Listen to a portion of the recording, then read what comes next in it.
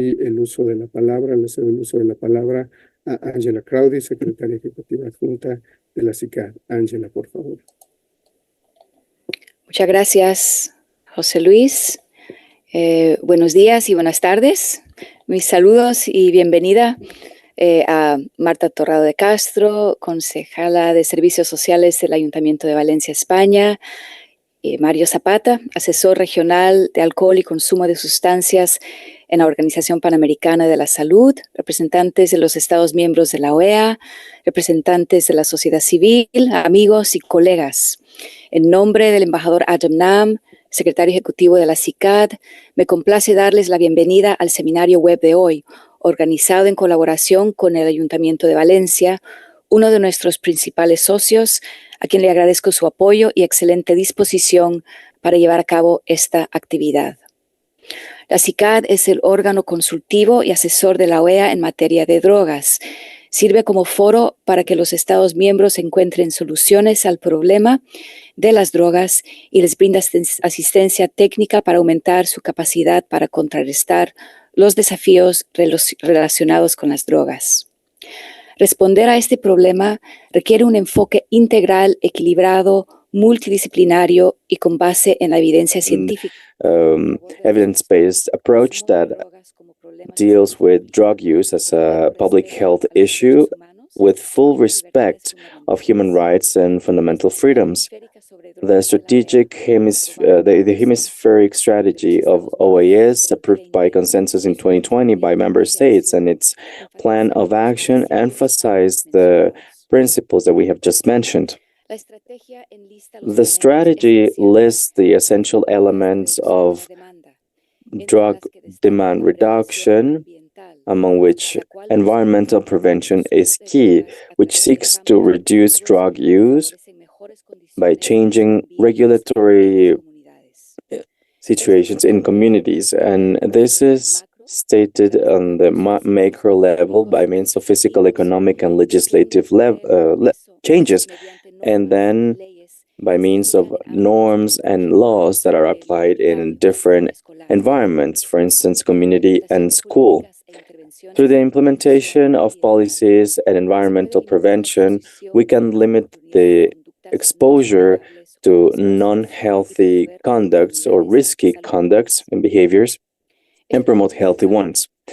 This is very important because drug use is increasingly diverse and it comes with challenges that demand innovative approaches in order to deal with the appearance and emergence of new drugs.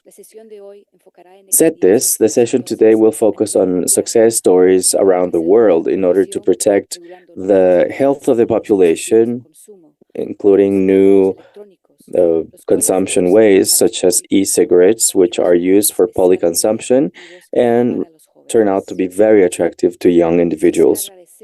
I would like to thank our panelists, Diana Banco Marquizo, Francisco Pascual, and Diana Cerón. Also, the moderators, Luis Alfonso and Juan Carlos Valderrama. Likewise, I would like to thank the Drug Demand Reduction Unit, headed by Jimena Kalafsky, Jose Luis Vasquez. Thank you very much for organizing this seminar today, and thank you to everyone for being here. I wish you a very fruitful session. Thank you. Thank you, Angela Crowdy, Deputy Executive Secretary of CICAD. Now we'll pass the floor to Marta Torrado de Castro, who is the head of social services in Valencia. So, Marta, you have the floor. Thank you.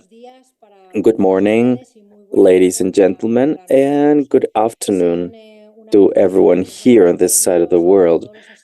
Once again, welcome to all of the participants and panelists to this online experience on environmental prevention to deal with new substance use.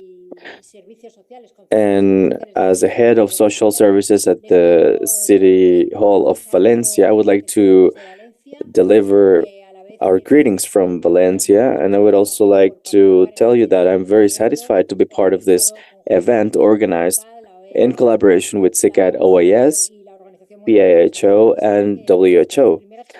And well, my opening remarks are words of acknowledgement to all of the people who are here with me, especially Angela Crowdy, whom we just listened, and also a very important greeting to also the organizers, the moderators, the speakers, and of course, all the participants and attendees to this online conference. I would like to greet the head of the addiction department in Valencia, Francisco Bueno, and also we have the invaluable collaboration of the university by means of the Unit of Information and Research on health-related issues. The last conference we organized talked about the health-related management of opioids, and we discovered that we are in a society that is constantly changing with new habits of consumption, and opioids are all around the world in different forms, so the way to act has to adapt to the circumstances of each country. The conference today is very important because environmental prevention on drug use is increasingly interesting to individuals around the world because the training of people on health promotion and addiction prevention is very relevant on the community level. The adequate legislation and the regulation of restrictions on substance use is crucial, and also, as is the restriction of advertising and also controlling the age for the sale of certain products, and also the control in the access to certain products for controlling use is very relevant. Collective health is important because we consider that health is the most valuable asset we have as individuals. As you know, the main purpose of environmental actions are improving the health of citizens. We have to change cultural, social, physical, and economic environments because we make our individual choices regarding drug use based on these environments. This is why youth know the rules, they know the risks of their addictive behaviors, but they do not have a healthy lifestyle because they are highly influenced by a consumist society. So we have a very important obligation as governments that is influencing the society, and we can do that together. We have to change the context so that in this way we can change the conduct and the behavior of people, especially the youngest ones, for them to avoid risky behaviors and choose a healthy lifestyle. Environmental prevention and the use of different strategies has been very effective faced with the consumption of tobacco and alcohol in certain environments, but it is important to inform, train, and also make policies from the health points of view in order to preserve health. It is also necessary to insist on the realization of changes in social beliefs, forbid certain uses among minors, restrict the sale of certain products, and increase the prices of certain products such as tobacco. As you know, smoking is unfortunately the main death cause in the world of mortality and morbidity, and tobacco is responsible for the death of 5 million deaths in the world. Jose María Martín Moreno explains 27% of all the deaths of men and 6% of the deaths of women in Europe because consuming tobacco, is associated with many pathologies such as lung illnesses, EPOC, and heart diseases. In Spain, Law 28.5 related to the sale and supply of tobacco products was a turning point for the control in the consumption of tobacco in Spain. Law 42-10 in 2020, which regulated the sale, supply, consumption, and advertising of tobacco products, improved certain aspects of the first law. I am certain that there is a general idea that we have to continue working and moving forward on a legislative level, and we have to help governments for them to continue making policies for defending the health of the citizens. And these legislative measures have to have also economic resources or budgets in order to continue defending the health of the citizens, prevent tobacco use, and help people who want to stop smoking. The National Commission for Tobacco Use Prevention created an integral program for dealing with tobacco use with the support of many organizations. There is the Spanish Foundation Against Cancer, which was part of it, and also the Cross-Territorial Council of the National Health System on April 5th, a few days ago. This was approved. So from Valencia, we trust that all these programs will become a reality and that we will see the due legislation for all these programs and actions to become a reality. From Valencia, I personally consider that our country, in this case Spain, has to make sure that the framework agreement on drug and tobacco use approved by the WHO and the United Nations has to be observed. This is why we have some panelists today that are people with a very important prestige and very highly regarded. So I'm really happy to have them here. I would like to underline their great training, and I would like to underline the experience of Adriana Blanco, Francisco Pascual, and Diana Cerón, who are going to talk about very important aspects and very current aspects regarding prevention or environmental prevention developed by institutions,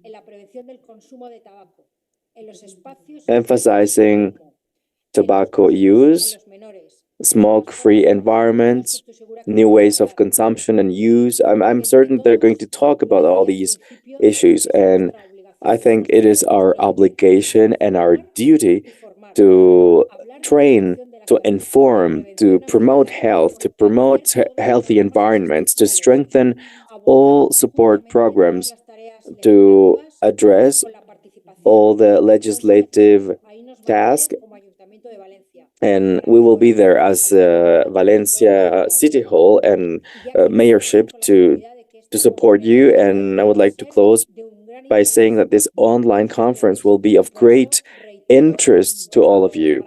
This is why I restate our gratitude, and I thank you for your participation. Good day, good afternoon. Thank you, Ms. Torrado, for your words. Now we pass the floor to Mario Zapata from PIHO to deliver his opening remarks. Well, thank you and good afternoon. I would like to greet Ms. Marta Torrado Castro, and also Angela Crowdy, who is Deputy Secretary General of CICAD, all our friends and organizers of the event, our panelists, and moderators of the webinar. Of course, all the participants who are with us today. In order to achieve Sustainable Development Goals in 2030, PIHO is working hand in hand with member states in order to achieve the goals of goal number 3, good health and well-being, and strengthen the prevention and treatment related to drug use, including psychoactive substances, alcohol, and tobacco. Drug-related illnesses are are very important in the Americas, with a growing trend. Drug-related disorders are classified as the 9th cause for disability and the 5th cause for years lived with disability, and it's the 15th cause of lost life years. And the mortality due to synthetic drugs and opioids is very important because these are highly addictive drugs. They are highly lethal, and in order to fight this, we need the training of the human resources and systems in order to ensure the life and to avoid the loss of life. The use and abuse of alcohol is also a challenge for the development of public health policies that are healthy. All around the world, we have 2.6 million deaths for the use of alcohol, which is 5.3% of all the deaths in the world. And in the Americas, the direct mortality is of 379,000 deaths per year. This is 5.4% of deaths in the continent. Initiatives by WHO, such as Safer for Alcohol, are strengthening restrictions, implementing measures, increasing therapy, restricting advertising, and increasing taxes. And also, the Framework Convention on Tobacco Control are good examples of initiatives in public policy actions in order to reduce use and improve the indicators in terms of use among the population. These are strategies whose effectiveness are based on the approval of policies and the making of policies, and this can result in the reduction of consumption and an improvement of the health situation and conditions of the population. With emerging drugs and new substances, we have greater challenges because this is not only related to public policies in terms of health. On the other hand, we have to make use of the best evidence available, and the risk and benefit assessments have to be considered. I would like to thank, in the name of PAHO, your presence, also on behalf of the Division on Mental Health and Drug Use. We want to thank you for the participation, for the possibility to participate in this event, and we wish you a very fruitful day. Thank you, Mario, for your words. And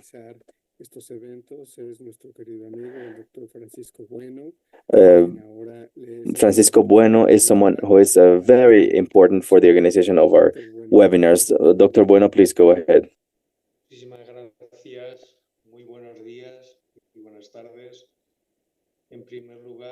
Good afternoon, good morning. I would like to thank the people who are here for their participation.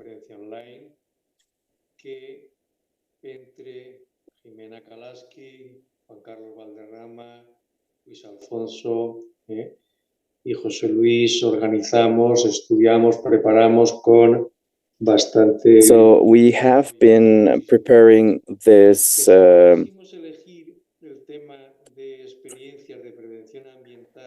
So environmental prevention is crucial in order to address substance use.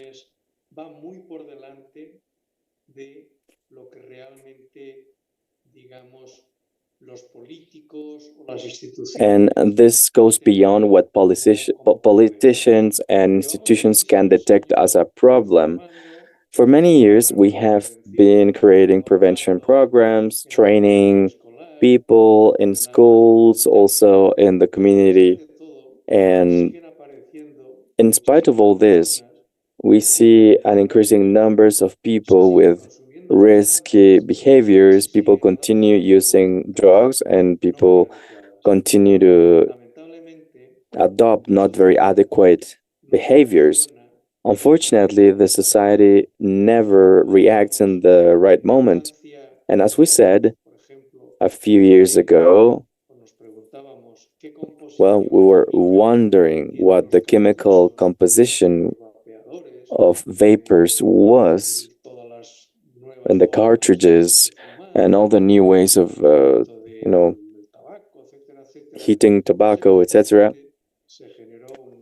So there was a very important dynamic that at the end of the day is integrated into or classified as consuming tobacco.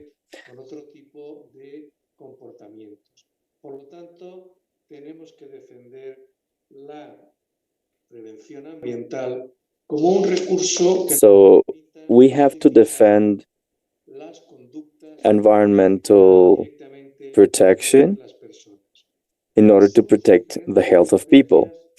This is a series of strategies that have been valid, at least in our country. After so many years, thanks to the efforts of everyone, in 2005, the first anti-tobacco law was issued.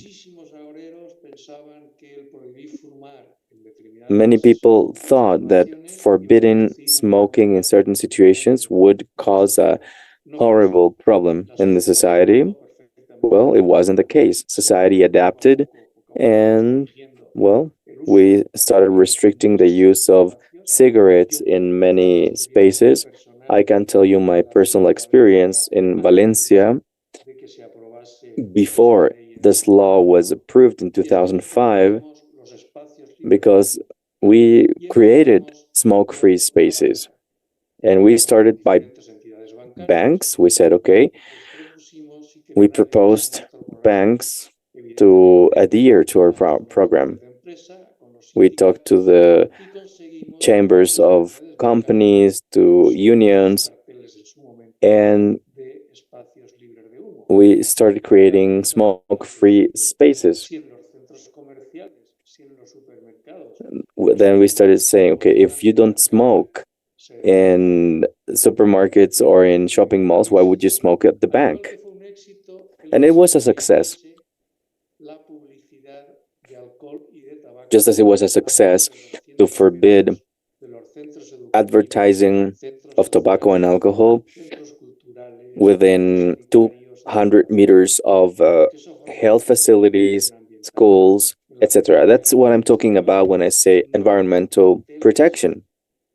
In Valencia, we do not have ads, we do not have panels, we don't have banners with any kind of advertisement related to alcohol or tobacco. This is a matter for personal satisfaction. This has been the fruit of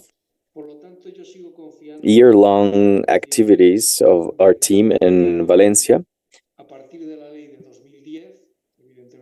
Since 2010, we expanded the strategy on tobacco, but of course, we have, many years have passed, and the National Prevention Committee for Tobacco has continued its activities. I would like to thank Francisco Pascual for his work in coordinating and for bringing this plan to the Cross-Territorial Congress at the National Health Commission. Said this, we have to continue working, we have to continue protecting this society.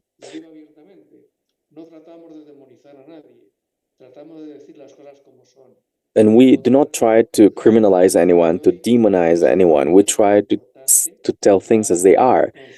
So it is important to raise awareness among public institutions, professionals, managerial staff, and society at large on the risks of substance use and also on the problems that are real and that are emerging related to the new substances as well. So I would like to thank the speakers for being here, and I would like to thank our colleagues who have been developing and organizing these conferences. Of course, the institutions, CICAD OAS, and WHO, and also the authorities that are supporting us, and especially Marta Torrado, who is the head of our department. And well, in case there is any proposal for the benefit of the citizens, we will be supporting it for the benefit of everyone. And also, well, I think public actions are very important at this point. Thank you very much. And well, that was my opening remarks. Thank you. Thank you very much, Francisco Bueno. And now we will pass the floor to our first panelist, Dr. Adriana Blanco Marquizo, one of the most well-known and recognized people in this area. She is joining from WHO in terms of the Tobacco Control Initiative. Thank you very much, Adriana, for being here today. The floor is yours. I will share your presentation shortly.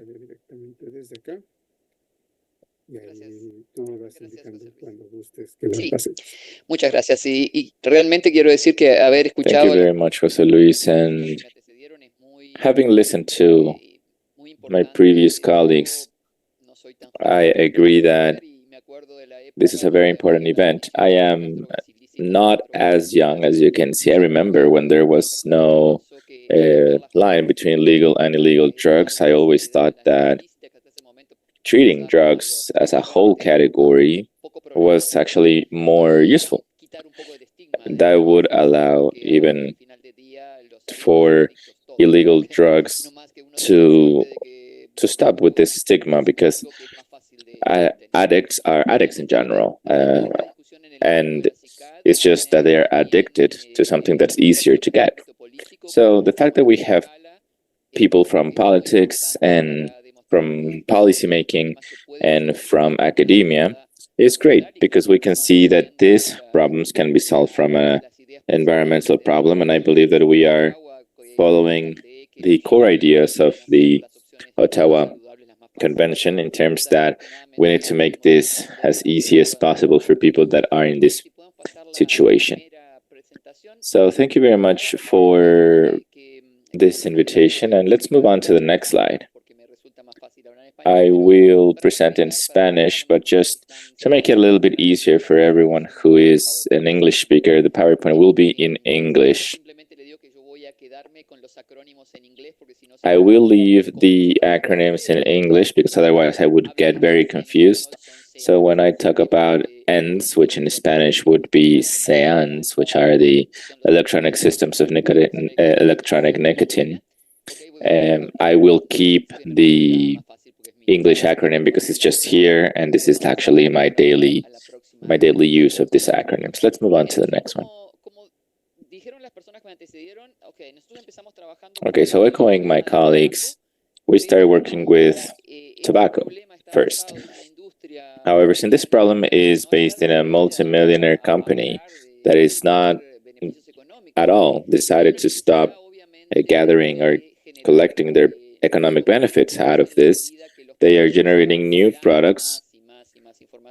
And as we get more and more information regarding the dangers of these conventional products in society, and this is not in the slides, but I realize now that speaking with people from CICAD and people that are working in drug prevention, there's a very important element to take into account, which is that the tobacco industry offers in general this type of products that for them is, let's say, a unique bag of products. For them, it's just one thing. And this slide aims to establish the differences between these products. And they present themselves as an alternative or as a risk and damage reduction initiative. When I was working with other drugs, this is a concept that you all are very familiar with. This is a public health concept. This is a concept that needs to be used by people that work in public health. This is not a concept that an industry can just co-opt, like the tobacco industry, and they can just say, okay, this is actually a harm reduction initiative, establishing themselves as part of as a solution for a problem that they created. So the arguments of the tobacco industry, which are, of course, owners of all of these industries that produce these new alternative products, is that we as in this event, we need to talk about the specific issues, and they are creating these products for a very specific group of the population, which are adult smokers who want to stop smoking but can't, or that want to reduce the risk. So that is the target population. But as we'll see later on, the way that this is established in the market shows the actual intention that this industry has, which is to create a new group of nicotine consumers, because the tobacco industry mentioned before that they are in the nicotine business. The cigarette is a vehicle for their actual product, which is nicotine. So it doesn't matter how they consume nicotine as long as they do. Of course, they have not said when they're going to stop producing, and they keep on creating these new products. I will talk about this later on, but I just wanted to say this from the get-go, because this is an audience that understands that what the industry is promoting is not what public health understands as harm reduction. So what are these new emerging products? New and emerging product concept is a product that has been in the market for a long time, right? So why are they considered new? Well, new and emerging products are not only the new products, but those that have changed their way of use in the markets. And the easiest way to understand this is the water pipe, which was not common in the Western world. It was very common in Middle East, Africa, but not in the Western world. And now we see bars where hookah or water pipes are consumed. So this is one of the new products and emerging products. So products that change their mode of consumption. Now, even though the category of products that have been in the market for many years, not so much cigarettes, but for a while, now they are continuously changing their characteristics. So it is impossible to describe them today with what they are now creating. So we need to have an analysis of these products as they change as well with time. As part of these products, we have two types. We have the novel and emerging tobacco products and the novel and emerging nicotine products. And these are different. These are different in their consequences, and they are different in the way they are consumed. So the novel and emerging tobacco products, based on the article number 1, and everything that is in purple is a hyperlink. So when you have the presentation, you can click on them and look further. So in the novel and emerging tobacco products, setting aside the water pipes, for example, are the heated tobacco products, HTPs. The novel and emerging nicotine products and non-nicotine products are what we call electronic cigarettes and the pouches, or nicotine pouches. These are two families of products. The industry wants to put them all together because they take something that is useful from the electronic cigarette and put it into the heated tobacco products and vice versa. So as a concept, the products are different. Next slide. So does the framework agreement apply for all of these products? Does HHWOFCTC apply? Well, it applies because there is a general obligations article, article number 5, which is very clear, that establishes that what the framework, what the FCTC aims to do is to reduce and prevent tobacco consumption, nicotine addiction, and exposure to tobacco smoke. And FCTC has an article as well that, let's remember that this was negotiated at the beginning of the 2000s, and it was approved in the World Health Organization Assembly in 2005. It has an article that foresees these situations and allows countries the liberties of going beyond what the FCTC establishes so that they can actually cover their health needs. So let's talk about first about heated tobacco products.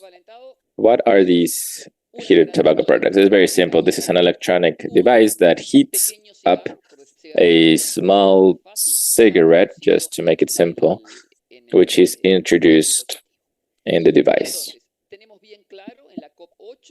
So in COP8, we understand that this is the governmental body of the FCTC, that it was acknowledged that these heated tobacco products are tobacco products, and therefore are recipients of every measure in the FCTC. So any country that wants to regulate heated tobacco products can do it, because they are following the FCTC guidelines. However, it needs to be understood that unlike regular tobacco products, you need not only to regulate the insert, which has the tobacco itself, but actually the device, because that is the way this the industry is trying to move.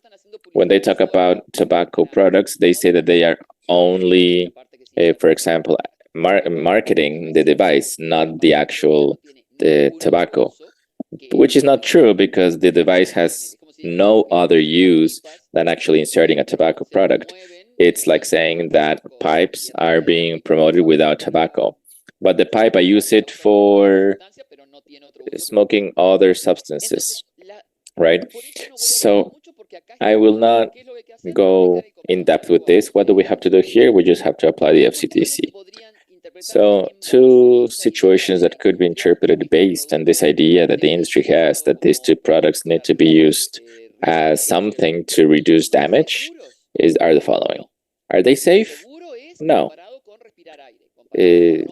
The safe circumstance is not smoking. So are they safe? No. It has its risks. Nicotine has its risks. Understanding that there are, of course, other substances that now allow for this product to be heated and not, let's say, ignited for substances to go in. So the answer here is no, it's not safe. Are they safer than cigarettes? We don't know yet. There is not enough yet. When I say we don't know, I don't talk about us, FCTC, but WHO. There hasn't been enough time passed to understand this. So the WHO that provides this type of permits, when they provided the permit to Philip Morris, they were very clear that these could not be announced or marketed as damage reduction, but exposure reduction. So for those who are doctors, they need to know that less exposure doesn't necessarily equate less dangerous.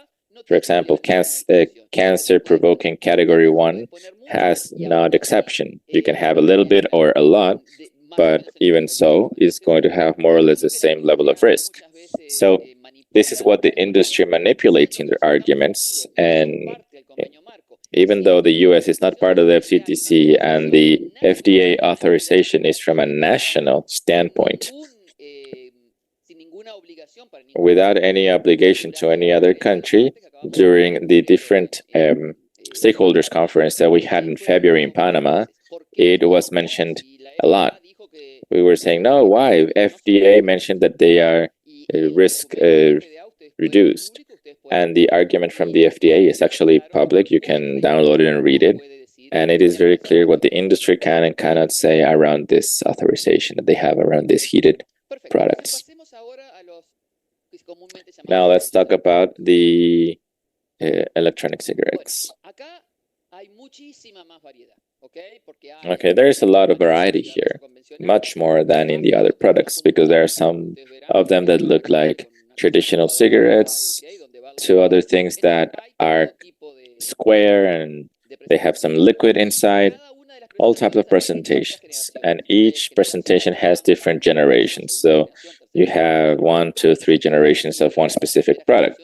You can have vape pens generation 1, 2, or 3, for example. So the variety is so big that it's almost impossible to think about a regulation that takes into account a standardized product, because all of these products, in one way or another, have differences. Next slide. So in the same way that the heated tobacco product is a small cigarette that is inserted in an electronic device, in this case there is a liquid that is poured into the electronic device that can or not contain nicotine, which of course is nothing to trust, because there have been products that are announced as non-nicotine and they have it. So it is important to really understand when this nicotine is actually present or not. Next slide. So the problem is that while the industry says that they are producing these products for that group of adult smokers that cannot stop smoking, well, the promotion is really going back wrongly, because look at the promotion that the marketing they're doing for young people. So this is one of the groundbreaking industries, and they really are hitting the wrong mark here. They are actually hitting a population that they say they are not targeting, but we know that's a lie. And how do we know? Because we see the shape and the forms that they use these products to market their products. And going back to the idea of damage reduction or harm reduction, you can imagine, for example, one of those kiosks where you can buy, for example, candy or chocolate. There can be, let's say, for example, a space where you can buy, for example, syringes with SpongeBob or Hello Kitty, and the kids could have those needles there. Well, of course, we know that that is not the place to have the needles available. The industry, it's kind of the same thing that they're doing, that they feel that they have a new way of harm reduction. And FDA announced that the distribution of electronic cigarettes with these shapes were forbidden. And this, of course, is an insult. I don't know if there is a different way of characterizing that, but this is very much terrible. These are for kids. I mean, the next slide. For other populations, for example, that they use social media, but the previous one is for kids, really. So these young people, they wouldn't be happy to be seen with a Hello Kitty cigarette, right? But those who look like a pencil will definitely not be perceived when a parent goes into their kid's school bag and sees just like a pencil. So what are the differences that the Conference of the Parties has, the decisions that the Conference of Parties has made? Okay, I am not going to read this, of course, but all of this information is available to you when you receive the slides. We have seen from COP4 various requests from the stakeholders that requests the Secretary to ask WHO to make reports around these products. So the ones that we see to the left are the decisions, and the reports on the right that have been presented to COP. And we see some of the arguments that are used as a basis. When we provide information to our different stakeholders, we aim to provide as much information as possible, and we also submit the reports made by WHO and the group for tobacco reduction of WHO. So this is a group of scientists that are working specifically in these issues. So we're not talking about lawyers here that want to defend one or other option. These are scientists that do a scientific analysis, as it should be, to provide decision makers, which is what the COP is, scientific arguments to base their decisions on. Next slide. So basically, we have two important decisions related to electronic cigarettes. One that was created in COP6 and the other one in COP7. In general, both of them asks the stakeholders to regulate these products. They can have the option of banning them, which is an extreme measure, but regulating could actually be prohibiting or a minimum regulation. The only thing that the COP does not recommend is to do nothing, because that's what countries cannot do, just to leave it to the market for it to grow without any regulation. So basically, it is considered that various measures can be taken in order to protect young people and non-smokers, mainly, and also for it to be regulated as the country sees fit as per their national regulation or as per their public health objectives. In the next slide, I have this a little bit more easier to understand diagram. What the COP is telling the stakeholders is, number one, to prevent initiation of non-smokers, minors, and vulnerable groups.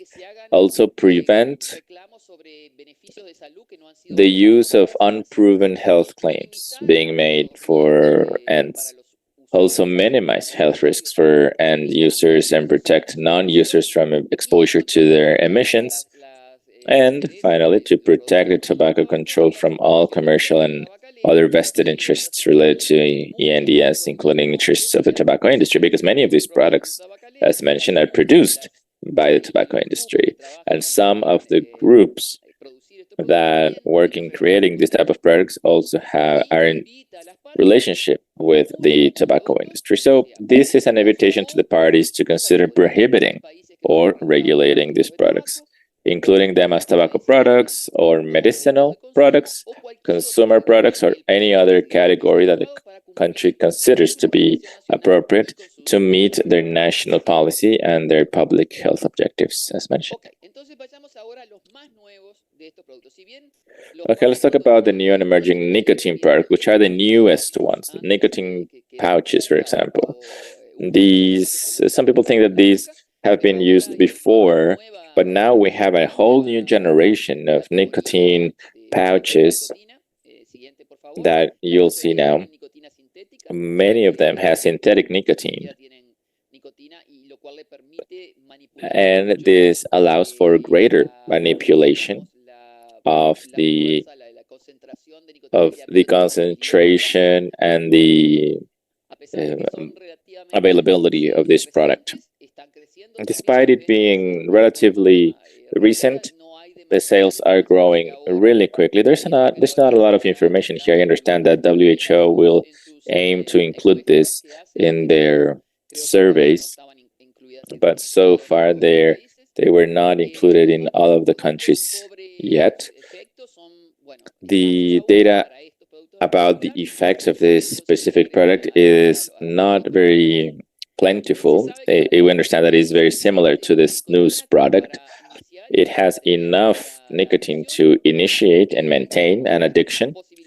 It has a lot of very appealing possibilities. For example, that they are made in various flavors.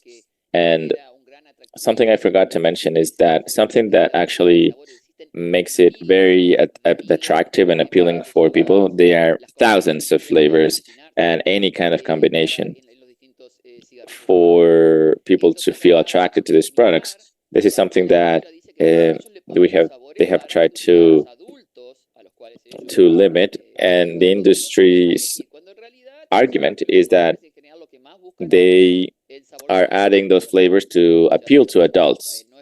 But of course, that's a lie as well. Those who are initiating this type of consumption, they want something that masks this flavor in general. And also these are much more discreet. You can eat it as a candy. No one knows what you're doing. It's not like the other things that people were like doing this nicotine pouches thing and spitting on the street all the time. So these are much more discreet in that way. Okay, so as I was saying, the amount in milligrams and the amount of nicotine is variable, but the amount of nicotine that is used is also different. That limits the availability. So even though they might have the same amount in milligrams, there are some that are actually consumed much more or are actually absorbed much faster, reaching actually quite toxic levels. As mentioned, these are some of the flavors, but this is, of course, not a faithful representation of this so many flavors. I don't know, bubblegum, Oreo cookies, pineapple, mango, strawberry. I mean, any flavor you can think of, you can get it for these pouches and for electronic cigarettes. Same as with electronic cigarettes, we have these things. The round boxes are the nicotine pouches, and the other ones are just candy, right? Once again, is this the way to market a product for adults that can't stop smoking or consuming nicotine? It doesn't seem like it. Even though, if that were the case, there's a sine qua non condition. So for any of these products to actually have a protection or of harm reduction, there needs to be a complete change in the product. And what we actually see much more happening is polyconsumption. We see that people that where you can smoke, they use conventional cigarettes. Where you can't, they use electronic cigarettes, or maybe they have pouches in other places where they need to be more discreet. So this actually makes it harder for those people that want to stop consuming to stop. There's new literature actually saying that people that use both conventional cigarettes and electronic cigarettes, they can have actually additional negative effects that are not visible in conventional cigarettes, because of course you are compounding the negative effects of both products. So COP10, which was the last COP in last February in Panama, there was no specific decision for this product. There was a big discussion about the Article 9 and 10 that are the ones that regulate the content of products and the information available for those products. There was no conclusion reached. This was the only point that was not that didn't reach a conclusion, and it was pushed towards COP11 that will be at the end of 2025. Next slide. So here we see some decisions, right?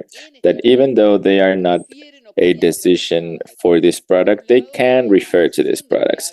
On the one hand, we have a decision of creating a working group based on Article number 1, the one that I mentioned before, that opens the door to the different parties to go beyond what's established, because we have a great variety of situations in many countries. We have some countries that have made great progress, but that is not the most common thing.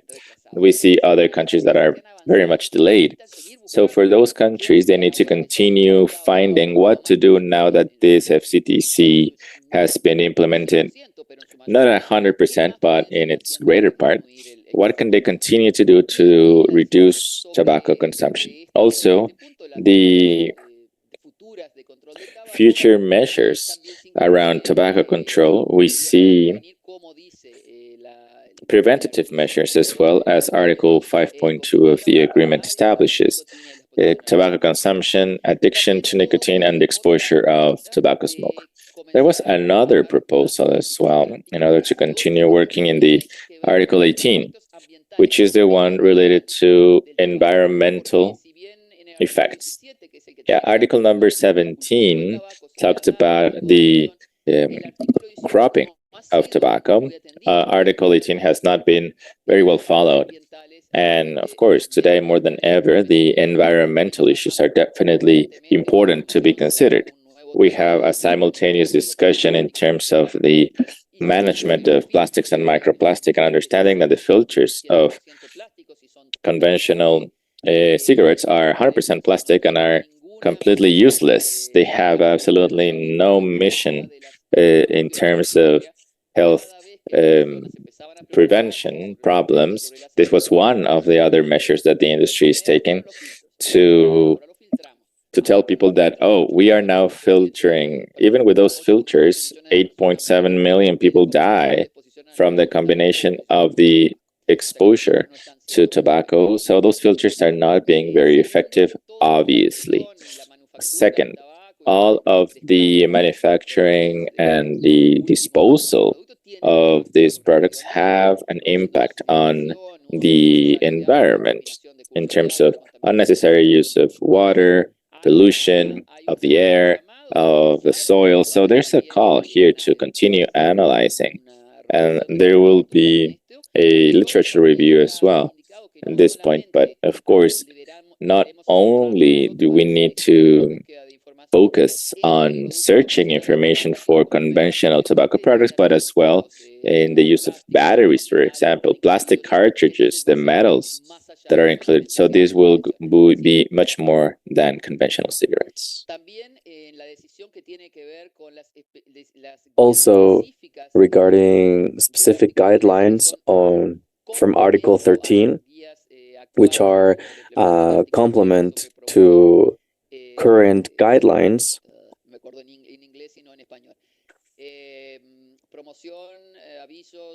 on the promotion and sponsoring.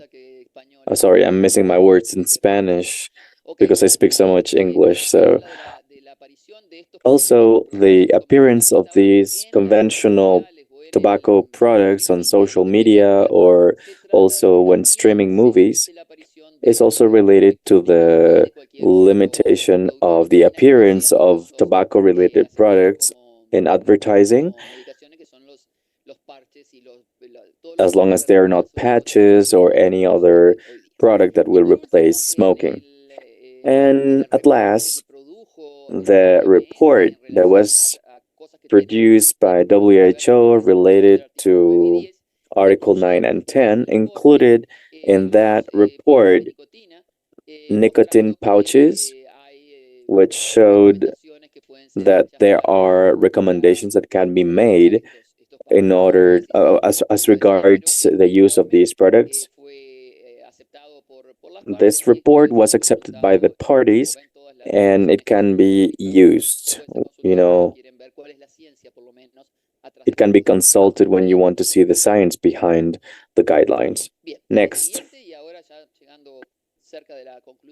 Okay, we're reaching the conclusion. What measures have been taken around the world to regulate these products?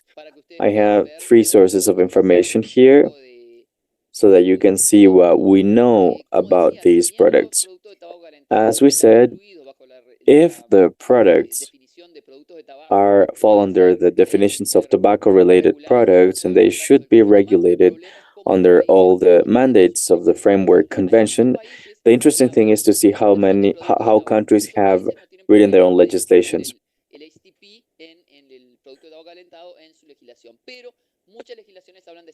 Many legislations talk about cigarettes, so maybe countries will have to check the regulations in order to see how their laws are drafted. Anyways, many countries have regulated in different ways. There are countries that have regulated HTP as e-cigarettes. So, I mean, countries are free to classify them as they want, but here you can see the document we presented. This is a report presented by the Secretariat of the covenant at COP10, and there is an annex with different examples from different countries and different ways of regulating products, not only as to the prohibition of the sale, but also advertising, packaging, taxes, and the prohibition to smoke in certain places. Next, please. Regarding the ends, well, the policy recommendations and the last report of WHO on the global epidemic of tobacco use, the ones in red have prohibited the sale of the ends. The ones in blue have regulated it. And the ones in gray, either we do not have information or there is no regulation at all. As you can see, 34 countries banned the sale of ENDS, many of them in the Americas, and 87 allow the sale but have taken one or more measures, either fully or partially, to regulate them. If you go to the publication, I have the link below. There are certain explanations as to what country is doing, what each country is doing.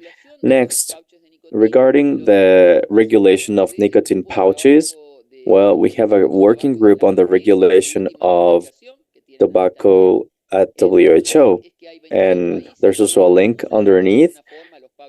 There are 22 countries that regulate nicotine pouches and 161 countries who don't.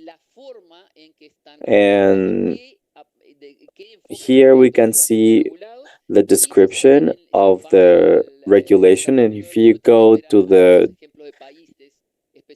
chapter of the book, you will see what happens in each country as well. Next. Okay, so to close, I will tell you something I didn't tell you at the beginning. The covenant is, or the convention, sorry, is something independent from the WHO. We have our own governing bodies. We have the conference of the parties and the meeting of the parties. We have the Framework Convention of WHO on tobacco and also the protocol on the illicit trade of tobacco. This one started in 2018. We have 18 parties and the Framework Convention has more than 100. And if we take the staff rules of WHO, well, we have our own governing bodies. I would like to just mention that difference, but we work hand in hand with WHO because our work cannot be done if we do not have the best data available. And WHO is also very worried about e-cigarettes as an organization, and in December last year called or issued a call for action, a call to action that you can find in the website.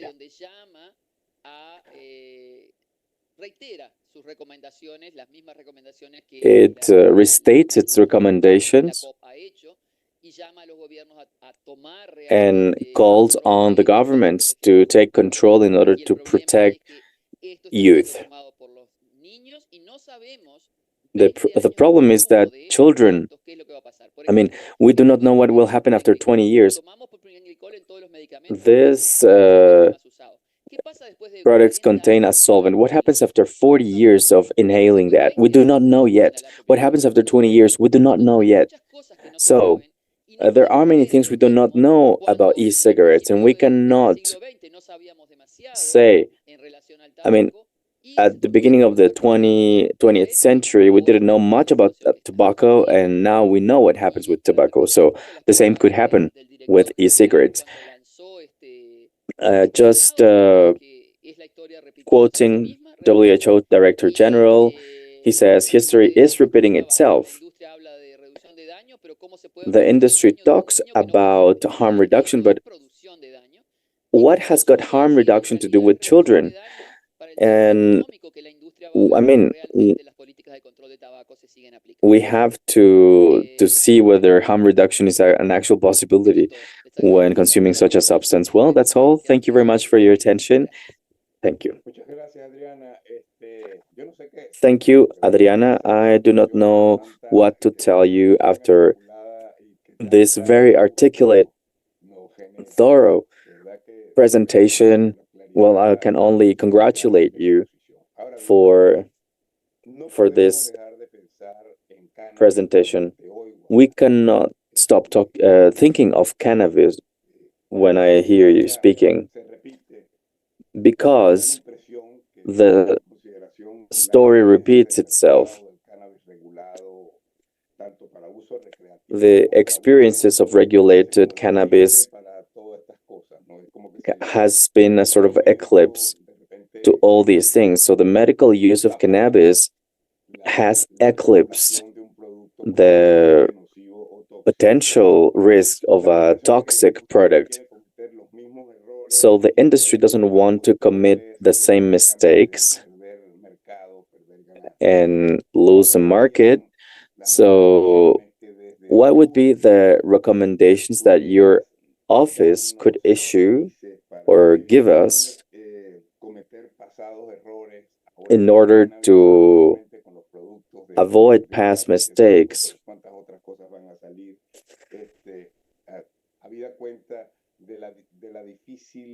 Pelea que ha ocurrido con la industria del tabaco y del alcohol. ¿Dónde poner el énfasis? So what should we focus on? No te oímos. We cannot hear you. Me había puesto en mute, so, I had muted myself, sorry. el tema es So todo producto que puede tener un riesgo, any product that can become a risk, si se va a prohibir, si se va a regular, o en el caso de if it's going to be regulated or prohibited or banned, legalizar su uso, well, there are countries which have legalized the recreational use of drugs, of certain drugs. Well, that's their choice, but we have to understand that there is a damage and there should be a regulation. What you cannot do with any product that can be damaging, regardless of your position, whether it's open or you want to regulate it. But the point is that you have to regulate, whether it's a lot and strictly or less, but substances should be regulated, even if it's something of common use. For instance, countries that have legalized cannabis, I mean, cannabis is not my area of expertise, but thinking of regulations, I would like to assume that there are regulations that you do not promote consumption. I mean, that one thing is to promote consumption, and the other thing is to acknowledge the right of adults to consume, so that this doesn't become like a black market, you know. So let's say we want to legalize products, but we do not want to promote them. They shouldn't reach the populations that shouldn't be using, for instance, children. Thank you. We're a bit rushed in terms of time. So, I mean, we have a few questions, but we will have new opportunities to exchange ideas. So I would like to pass the floor to Juan Carlos Valderrama, who is going to introduce Francisco Pascual.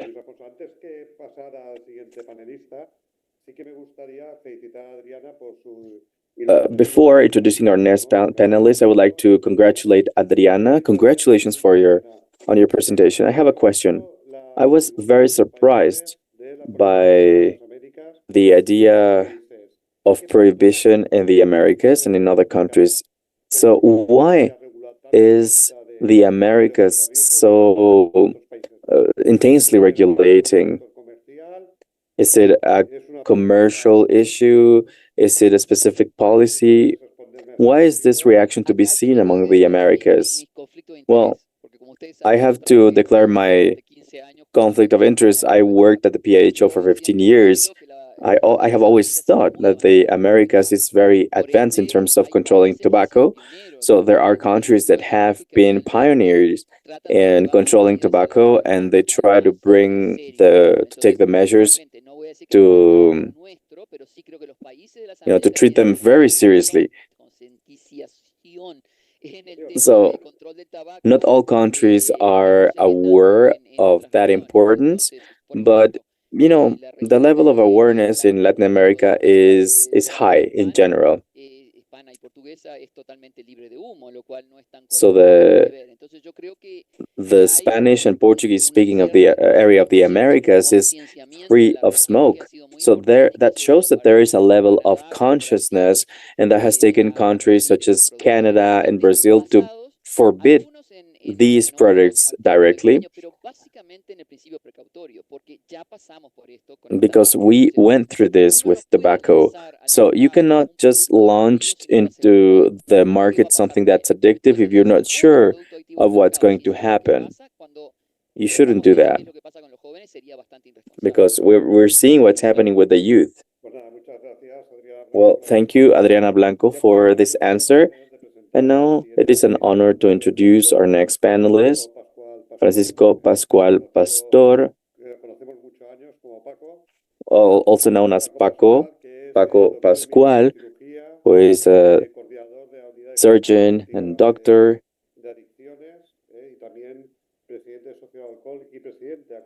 He's a president of Socioalcohol and also president of the National Committee on the Prevention of Tobacco Use.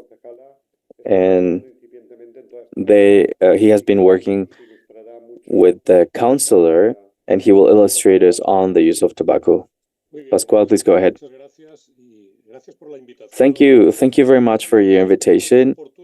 I think it is very relevant right now to have such a panel because, well, you know that on Friday, the Integral Tobacco Plan was approved. So I would like to talk about this. And, well, with everything Adriana said, I do not know what else to share, but I will try. I'm a bit dumb when trying to share screens, so just let me know if that works, and if it doesn't, I'll try again. Can you see my screen? Is it full screen?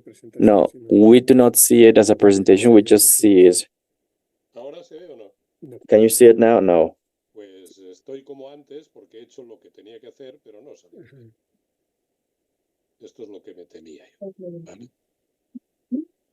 Igual sí, Remis. Exacto, la que sigue. Ahí se ve el modo, pero de orador. De orador, sí, eso es lo que estoy... De ahí lo puede cambiar, donde dice configuración, ajá, ahí puede.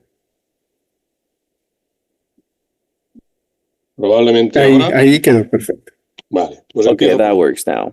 Well, I will go back to the first one. I am really sorry for this technical issue. Well, as Dr. Valderrama was saying, I am the president of the National Committee on Tobacco Use Prevention.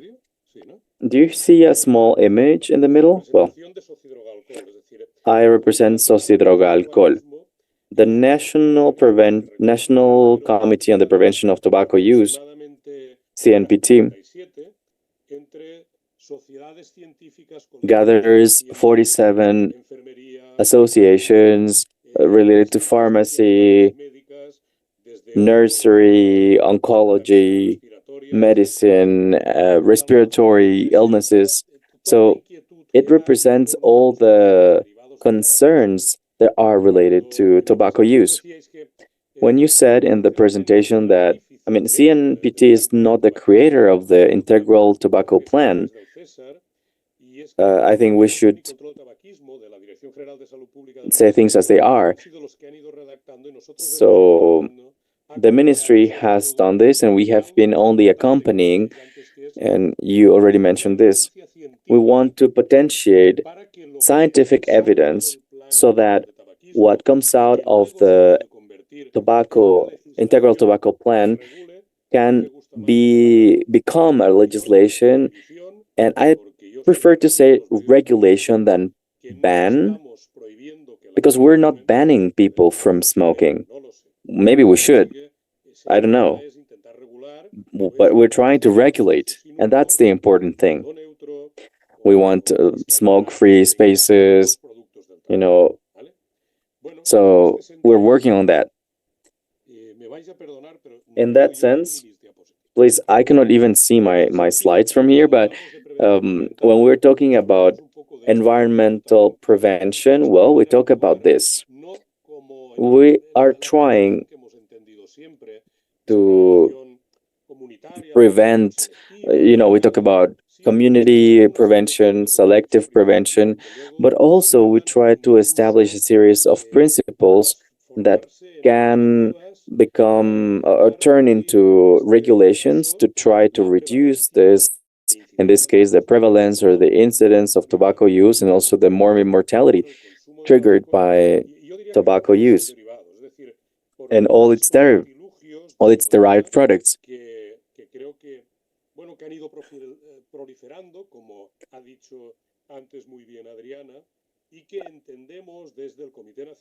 And from the National Committee, as Adriana said,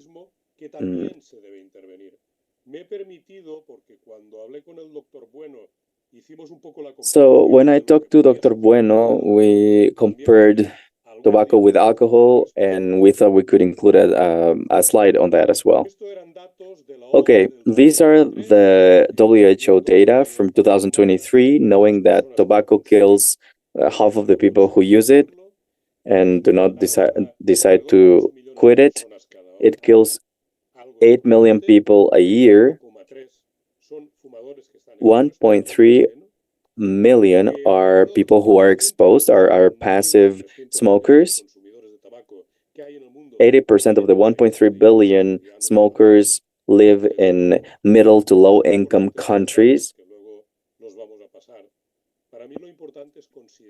But more than data, the important thing is to consider that the tobacco industry is developing new ways of consuming or using, and these new ways are developed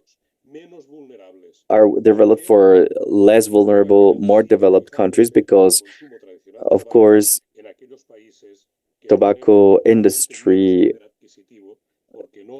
wants to sell both in richer and developing countries.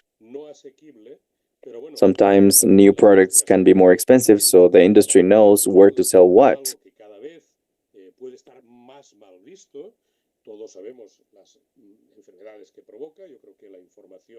The industry knows that there is some stigma around smoking, so they become increasingly creative, having yellow teeth, bad breath, drier skin.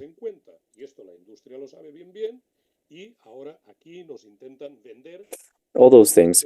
So in some societies, this is rejected. And of course, the industry tries to find new ways of selling tobacco in order to, keep their market. So we are looking at an epidemic. 3 weeks ago, collective that works on epidemics and tuberculosis in Spain, and they were granted a prize for the social work. They have been around for 28 years, and they try to raise awareness among the population on tobacco consumption. And of course, when we talk about epidemics, well, what a bigger epidemic than that of tobacco. And also, what a more preventable epidemic, because we can prevent it. So, this slide.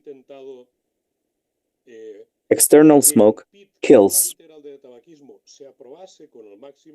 The Integral Tobacco Plan in Spain, PIT, has triggered different opinions.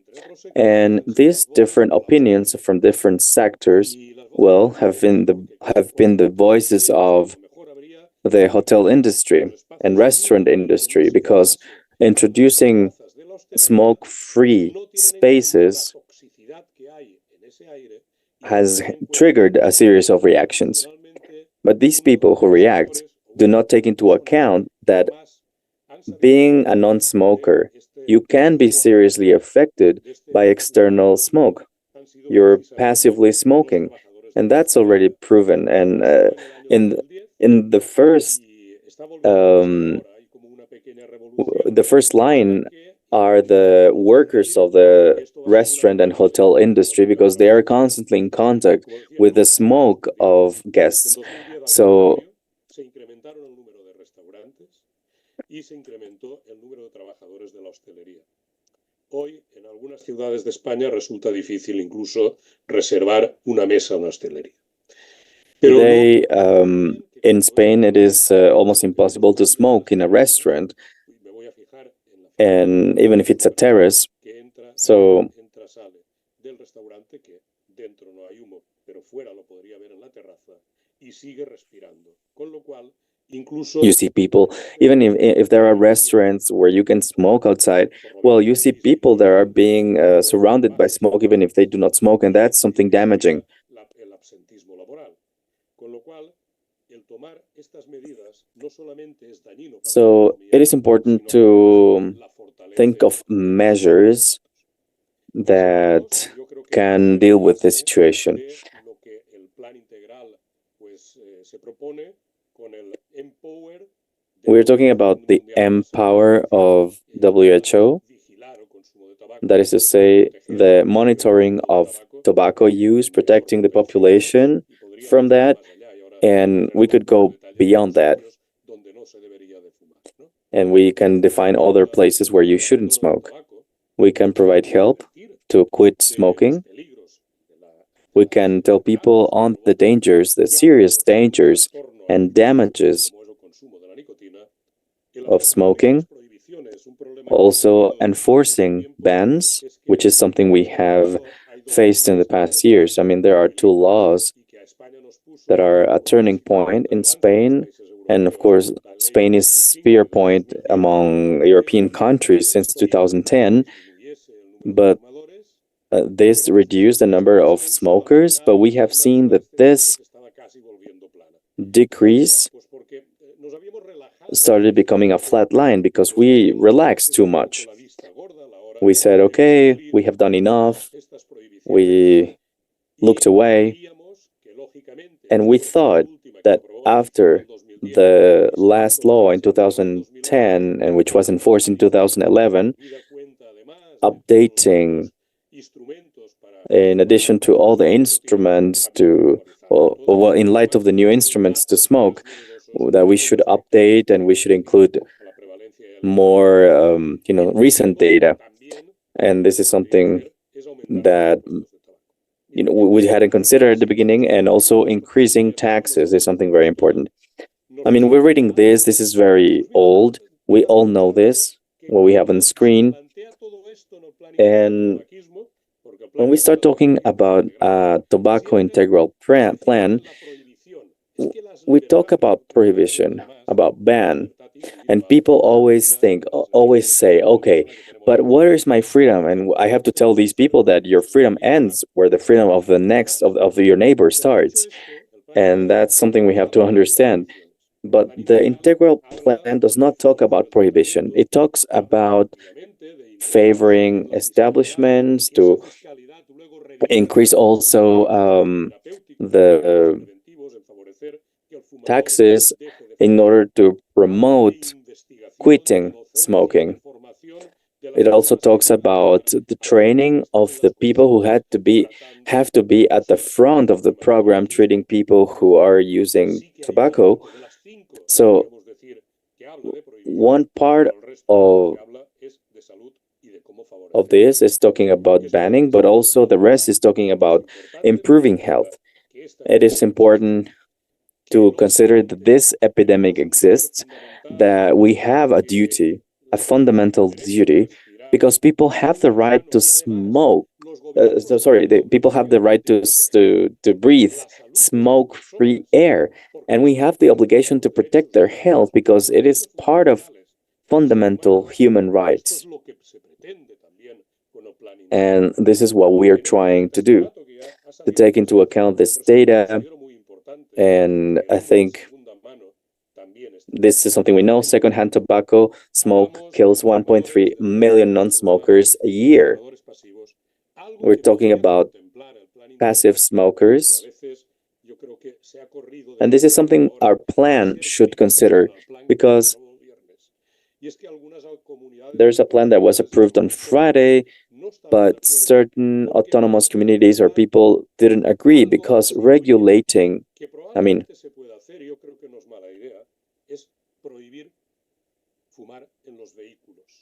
something we could ban is to smoke in your own car. Why? Because when you're smoking and driving, you're distracted. You can have an accident. And we all understand that we cannot be calling while we drive, that we wear a safety belt, and that you shouldn't, drive faster than 100 kilometers an hour. Okay, because we understand that all these things increase mortality. But when we talk about secondhand tobacco smoke, well, and all the chemicals, well, you're smoking in your car, and then all the chemical products stay on the seats and on the fabric. And then you will come with your grandchildren, a little baby, and you put the baby in the car, and these people will be in contact with all these toxic products. So we understand that when a child is allergic to teddy bears, to the fabric, well, you protect the child. So why would you put a child in a car where everyone's smoking all the time, which is full of toxic products? So that's what I mean.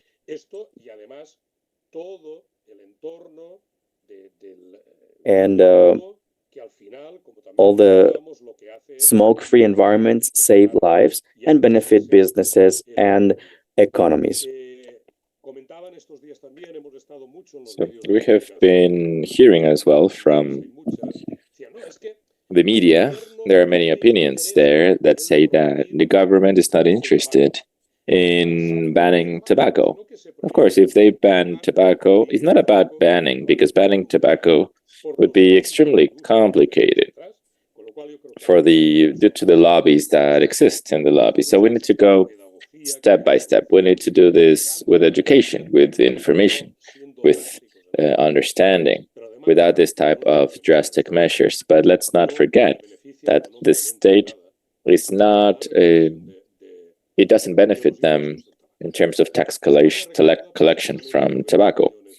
Spain collects 9 billion euros from taxes from tobacco industries, but we spend in treating problems that come from the tobacco industry 27 billion. So we spend 3 times what we collect from them.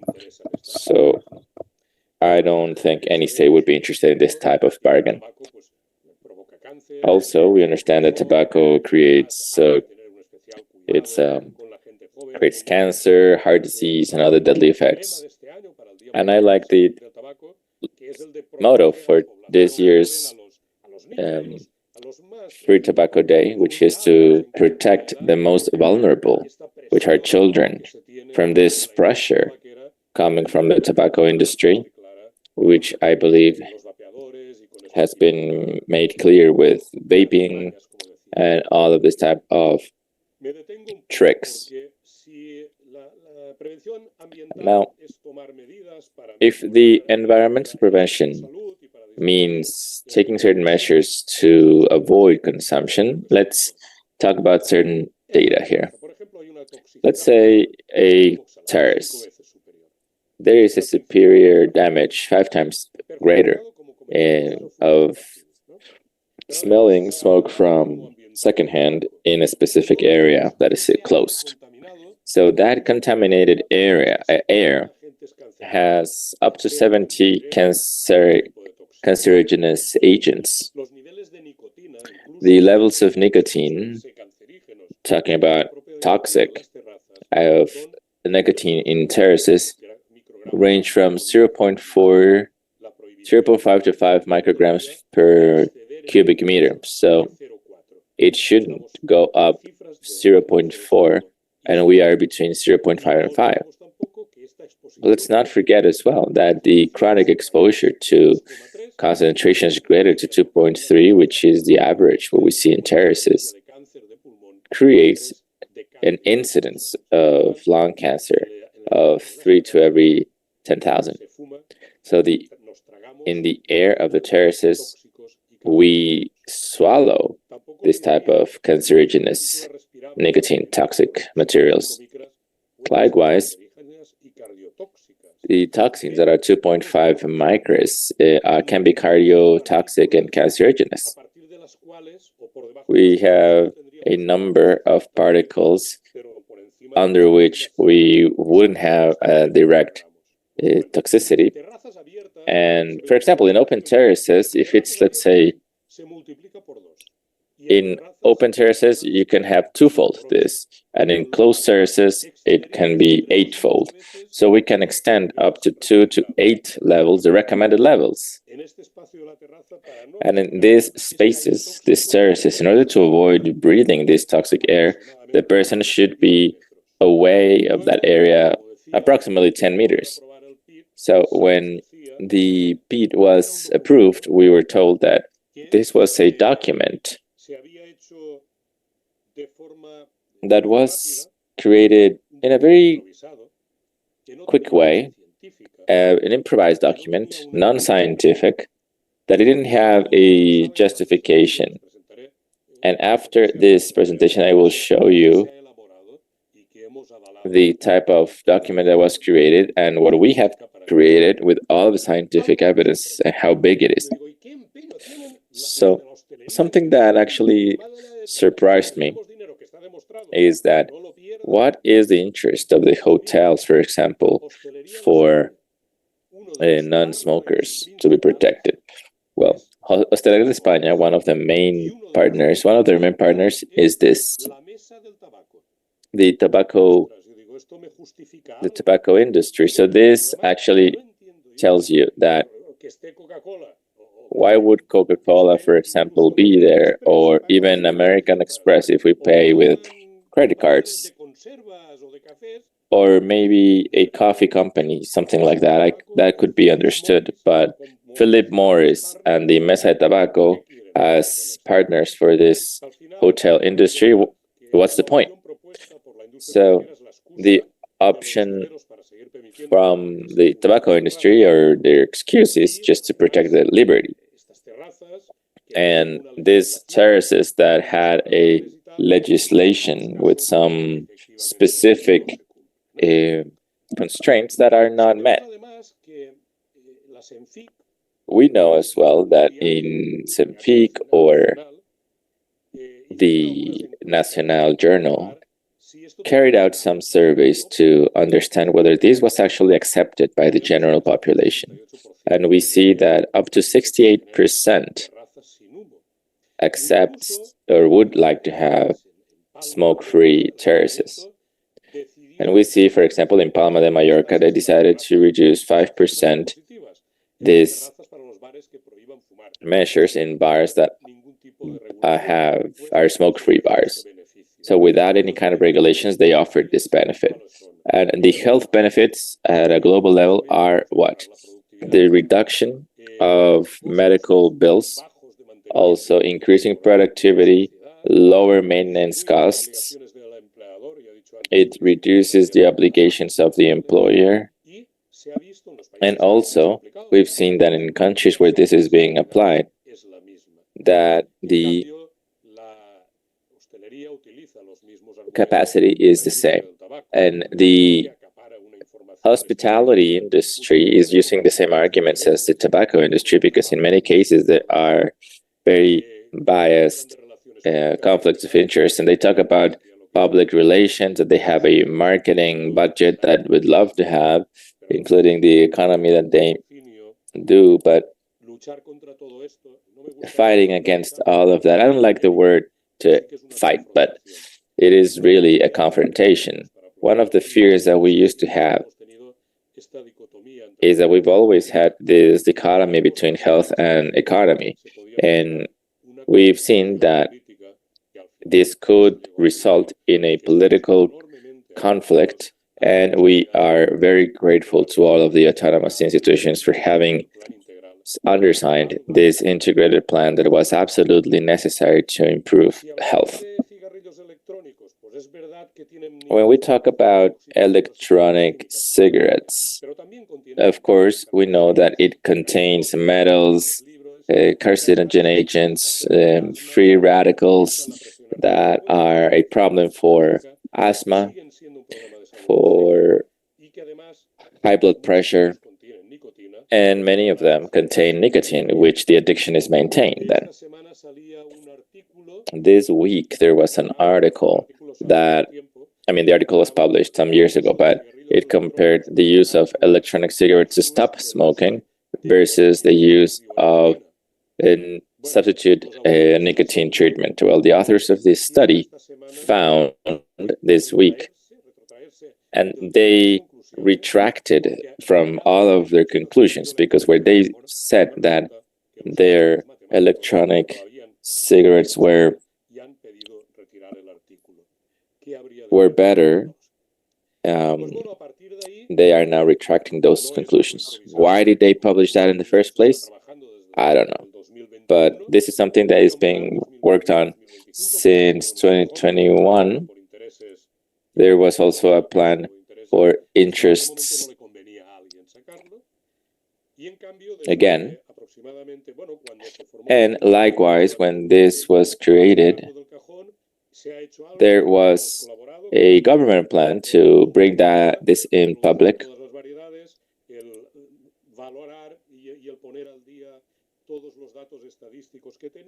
And we updated all our statistics, and at the end of the day, we have this new free of tobacco plan, 9 points.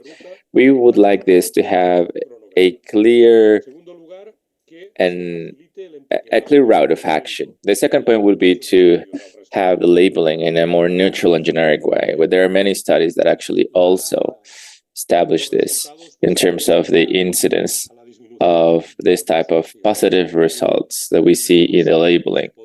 There's a calculation that in a year we could achieve, for example, a reduction of 280,000 smokers. We see that the tobacco is not only a health issue, it's a tourism issue, it's a tax issue, it's a market issue. Therefore, we need a coordination between all of the ministries to have this. We talked about also coordinating this with the ministries. That here in Spain, for example, we have two areas where we have the cropping of tobacco in Extremadura and Canarias, and the same plan takes into account the possibility of also covering the costs of other alternative crops, so that those people that are working in this type of industry, they can be regulated and they can find other livelihoods for their families, so that we can achieve in 2040 for a maximum of 5% of smokers in the population. There is an intermediate goal, which is a reduction of 30% for 2025. We are in 19.8% now. For 2025, we might reach 18.4%. If the integral comprehensive plan wouldn't have been approved, this couldn't have been possible. So, as we see with other measures, this needs to be the seed of a new legislation product. And this is something that has already been mentioned, but let me just echo it quickly. When we talk about electronic cigarettes, of vaping, of heating, tobacco products, there's snus. For example, I saw that while traveling, some consumers that cannot have a flight without smoking, they just use their snus, these nicotine pouches that contain nicotine. In Spain, snus are banned, but the nicotine pouches are not. Here we have some examples of the electronic cigarettes. These are the vapes with many, many flavors. They have been able to really put the flavor in it, and it's really appealing. So in this case, the heating tobacco products, it is not burning, it just heats up 400 degrees centigrade, and it also issues certain toxics that, of course, since it comes from tobacco, are toxic. This is a snus. You have your little tin can, so after you suck on it, then you can throw it out. And this thing, sometimes I buy them just to see what this is about. And this is how the nicotine pouches look. All of it synthetic nicotine, but also they are more powerful than a cigarette. And let me stop here. Luis has talked about this simultaneous consumption of cannabis and tobacco. 90% of marijuana smokers consume it with tobacco. It is tobacco and cannabis together. And as we know, in many places it is legally prohibited. But now, this is, of course, the solution. I mean, for many of them, this is a very nice little jar that contains 1 gram of CBD, a natural product. 1 gram of CBD that costs €7 usually. €7,000 the kilogram. And when you see the box,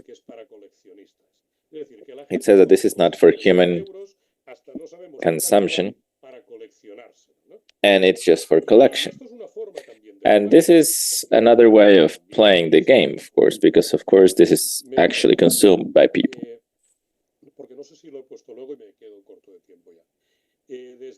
So, talking about this specific issue, we have been generating a program which is called now Tobacco Cannabis Health. And we also have from the National Drug Plan a budget to create courses for the education of the public around this type of products, because we know that one thing leads to the next. And those who work in harm reduction, we know that when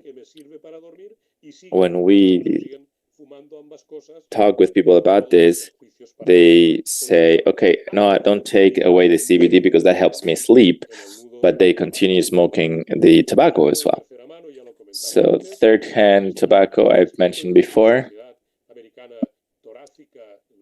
This is from the Thoracic American Society, and it talks about the toxins not only in the upholstery, but also in your pets. And these toxic substances, as long as we have them in big quantities, this is very, very damaging for kids and for elderly people. And this is a good basis for banning smoking inside cars, because the smoke of tobacco has more than 250 chemical products. Last year in Madrid, we organized a congress with the Spanish Association Against Cancer, and we established a declaration, an endgame declaration against tobacco with certain principles that are very related to what we have talked about, to also allow in citizens to generate this awareness. And these are the 10 points, and this is a commitment that we had and that we undersigned. Let's talk about alcohol now.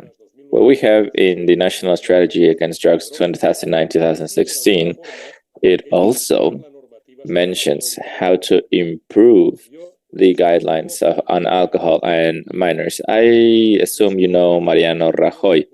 This is a former Minister of the Interior in a congress that was called Young People and Alcohol, Adolescents and Alcohol. He introduced a proposal of creating a law for alcohol and minors. This act of alcohol and minors We've seen just governments, ministers, and him as a president, and this has never been approved. There is a commitment on tobacco by the ministries now to actually bring this guideline to bear, because in Spain there is no national legislation around alcohol consumption. And during this administration, they have also a law draft to bring this into Congress. Of course, some autonomous organizations can have their own legislations and guidelines, but as it has happened in other substances, it should happen with alcohol. But at the time, we still see this quite difficult, because if we have been struggling with tobacco, the alcohol industry is even stronger. So these norms that at the beginning were not the same for all of the autonomous entities, now we cannot sell this type of products for minors lower than 18 years old. And in terms of consumption in the streets, this is something that should exist in terms of law, and they need to be also enforced. And I would emphasize on the enforcement here. Okay, this is the plan, and this is the context of implementation, which allows to understand what happens in terms of primary care when we talk about these problems. A strategic plan that would include not only the restriction, but actually to encourage prevention, treatment, and research.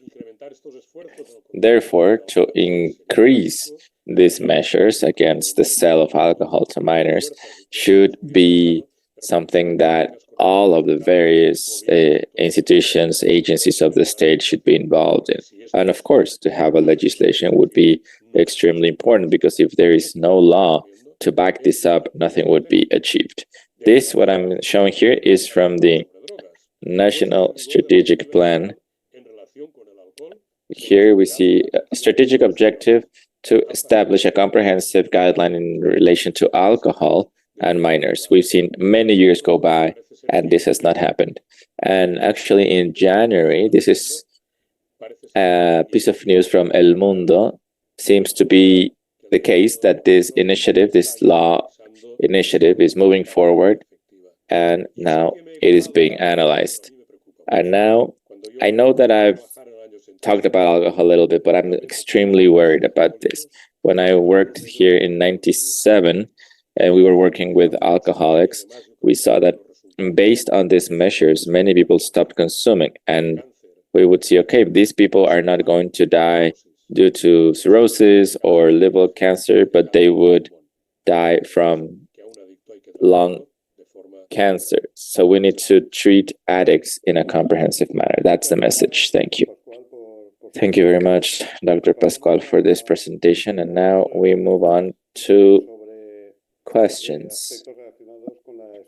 Questions related to this presentation. The first one, we have Enrique Clar from Panama. He establishes what you've mentioned about the third level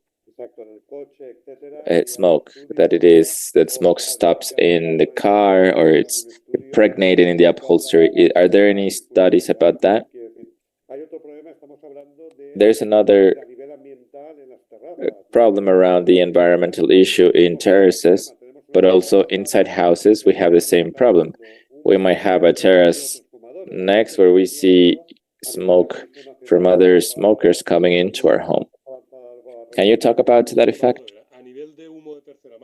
Of course. Now, in terms of third-hand smoke, there are studies. One of the advantages of this plan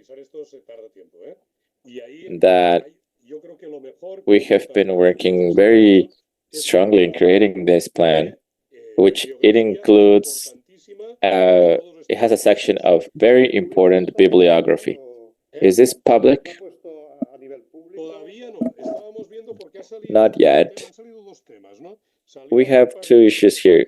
some months ago, the European guidelines for heated tobacco products not to contain flavors and smell. This is something that was already pending, but now it's done. And I believe that yesterday, actually, the public proposal came out to give their opinion on the neutral labeling. And this comprehensive plan is what we have been working on. I believe that this is still in the ministry to be analyzed.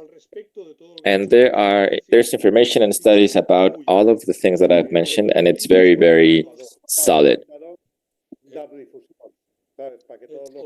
Yeah, once this is made public, please let us know so that we can make it public as well with our group. Of course. Also, now, in terms of what it's being mentioned about the house or home, what happens here is that we're talking about a private space in which the risk is different. And it's different to what happens in a car, because who can come into your home?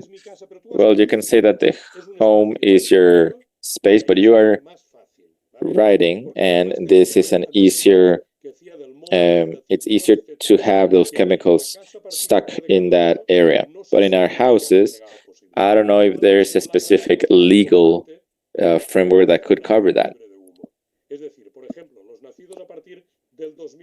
So, for example, there's also an initiative for those that are born as of 2012 to create a smokeless generation. But the problem is that we live in a country with many rights, of course, and the Constitution. When that person turns 18, can we prohibit that or ban that for those? Of course not. So if legally we do not have studies, scientific studies, what you do not promote as something positive can come back later. Carolina Criollo from Dos Quebradas in Colombia asked these questions. Thank you very much. How are spaces where vaping is used regulated? Well, usually, right now, it is not regulated. This is a legal gap. So what this PEEP does is to bring the vaping devices up to the same level of those that have nicotine, and those who do not have nicotine. We all remember those chocolate cigarettes that we would be given in parties or something, and kids, they would imitate the behavior of adults, because it generated a habit and a conduct that is learned, a behavior that is learned, so that it moves on to consumption. What it's aimed to be done here is that this type of vaping devices are not sold in kiosks and stuff. So I wouldn't smoke a SpongeBob, but kids would, right? So this is the trend that this comprehensive plan tries to gather. Okay, we have question for one more question from Olga Murillo Garcia from Colombia as well, regarding the simultaneous consumption of cannabis and tobacco. Are there any strategies that are preventative in this regard? And whether there are studies that measure to get the use that is being done together. Of course, there is studies around the pathology, not only the addictive side, but also the organic side. Cannabis increases the possibility of having psychiatric pathologies or to having a hyperemesis. Cannabis vomits that cannot be stopped. So there is evidence on the increase of these effects. The strategy currently is preventative, and the therapeutic strategy is to treat both substances at the same time, so that the person can abandon the use of both substances. Something that I need to mention here is the training of professionals, right? Sometimes it is minimize the risk in terms of vapings or cannabis. We've heard professionals say that they minimize the damages in their discourses, and a webinar like this one is there to educate the public. Exactly. And this comprehensive plan is not only prohibitive, it also talks about the training of professionals. And I can tell you that there are 3 physicians of each specialty and pharmacy that they have very, very good information around this. Thank you very much, Dr. Francisco Pascual, for your presentation. Thank you for being here with us today. And now I'll pass the floor to Luis Alfonso to introduce the 3rd panelist. Thank you very much. Thank you very much, Paco. Congratulations for this amazing presentation. Now I will introduce Dr. Diana Ceron, Technical Officer of the Tobacco Plan of the Pan American Association on Health, PAHO. Thank you very much, Luis Alfonso. Thank you to all of the organizers of this webinar. Thank you for the invitation and for this space. As Luis Alfonso mentioned, my name is Diana Ceron. I am a technical officer of tobacco control from PAHO, based in Washington, D.C. And now I will share my screen.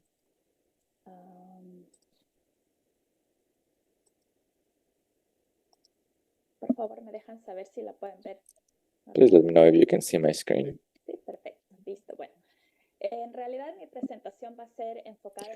My presentation is focused on a regional characteristics in the Americas around tobacco control. Adriana and Francisco did a very, very good job in their presentations, and this makes my presentation a little faster, actually, even though I will focus really on the progress that we've made in the region. Here we have many of the data that Adriana shared in her presentation. We have an impact on the global level, not only in terms of health, but also economically. And we see this impact in the Americas as well. We know that there are almost 118 million people, 15 years or older, who smoke tobacco. We know that tobacco kills 1 million people in a region per year. And we know that the economic cost of tobacco use represents 2.4% of annual GDP in the Americas.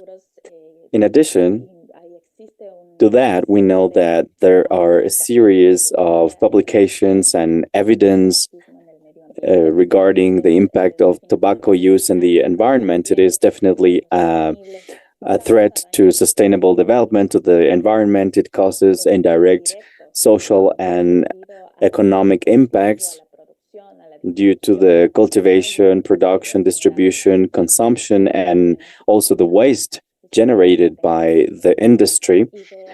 This is only to have an idea of the impact. You need 1 tree for the production of 300 cigarettes. And this is something that allows us to understand the impact it has regarding deforestation for the creation of this damaging product.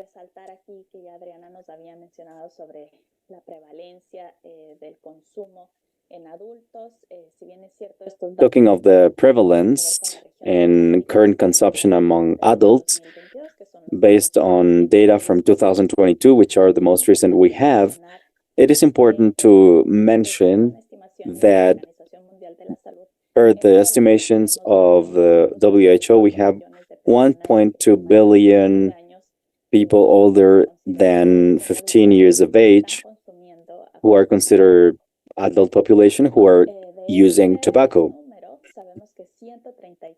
Of these people, 133 million, that is to say 11%, live in the Americas.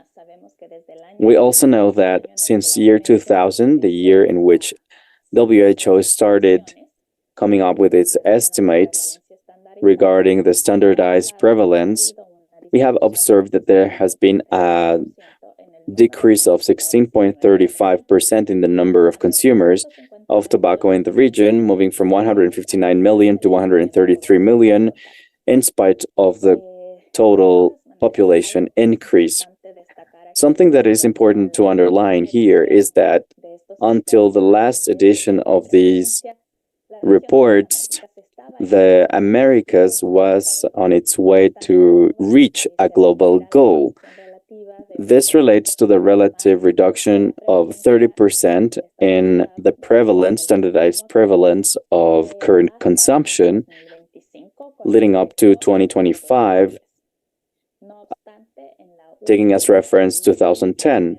However, in the last report of WHO regarding these estimates, which was actually published at the end of 2023 last year, the current projection of our region is that we are not reaching this goal.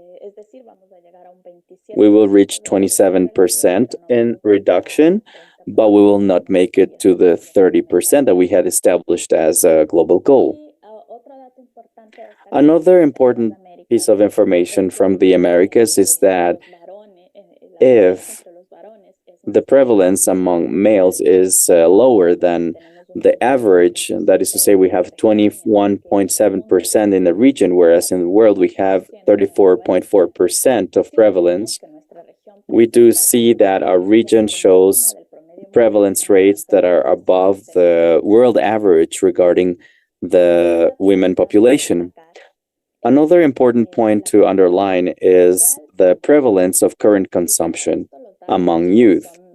And for this, we have data issued from most recent surveys in each one of the countries. These are not based on a specific year. And we talk about the population from 13 to 15 years of age. We can see that the average prevalence for both sexes or genders matches the world average. On the global level, the Americas is one of the two regions with the lowest prevalence among men and women. And this is something that is showing us there is a trend towards the feminization of consumption. A few moments ago, I mentioned the prevalence among adults. In the case of women, it is above the global average, and we see that this is for the adults, but for the youth, there is no significant difference between the use of women and that of men.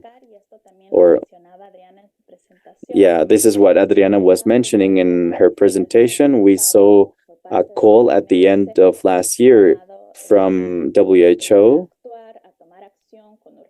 to take action in order to protect children and prevent the use of e-cigarettes. And it is important to underline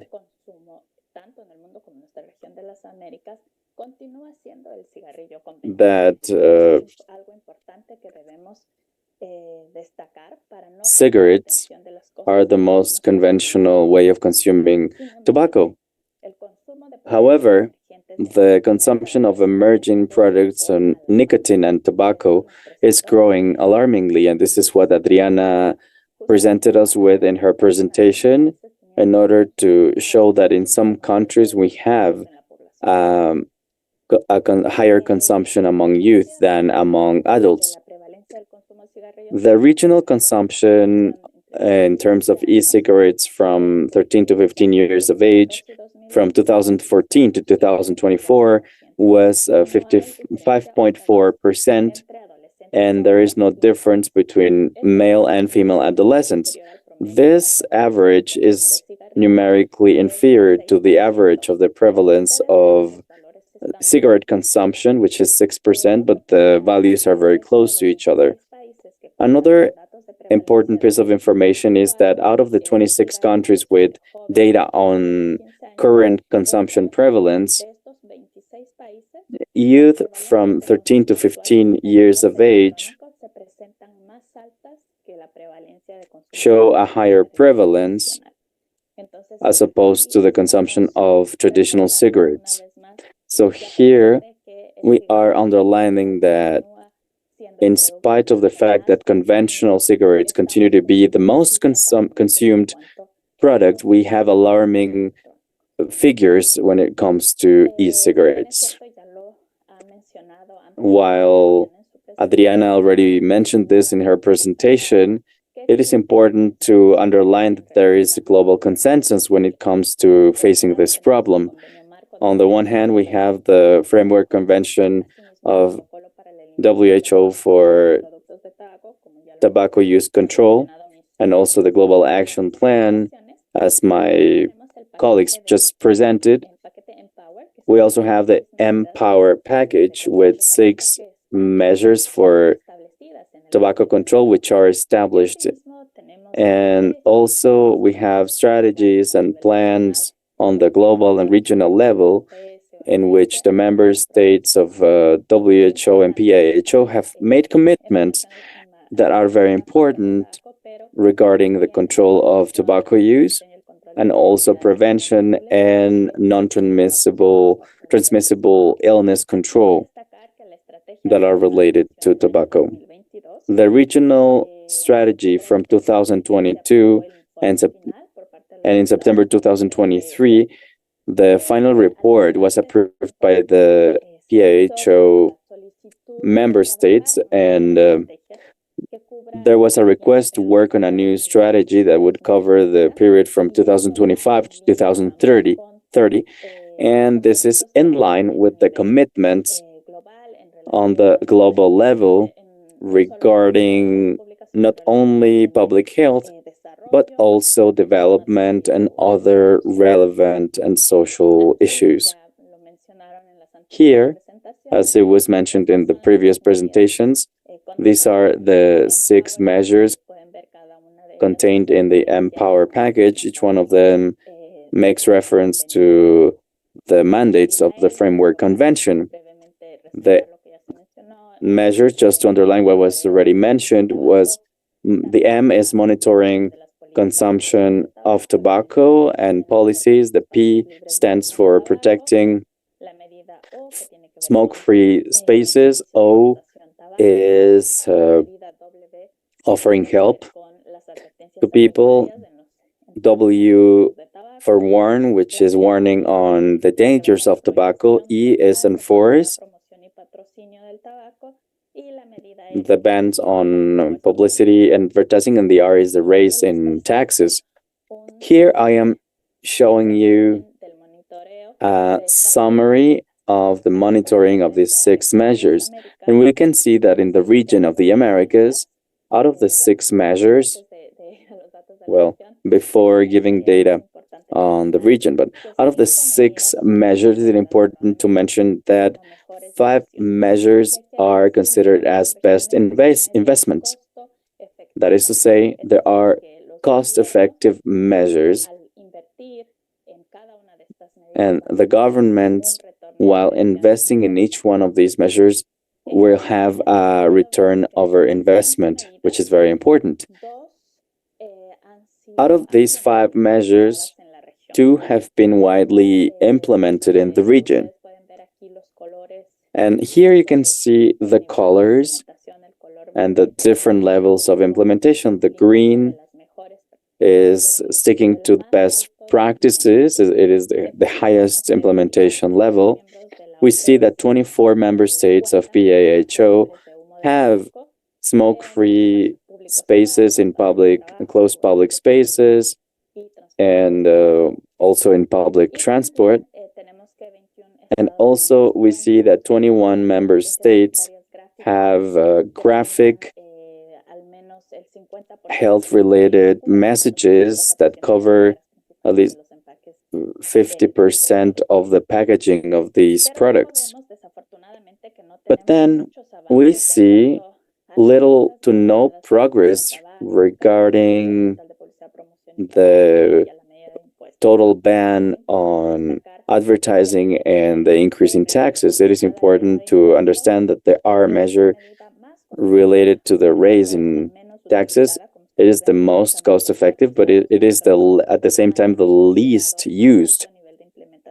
You can see how many that no member state has really seen any advance.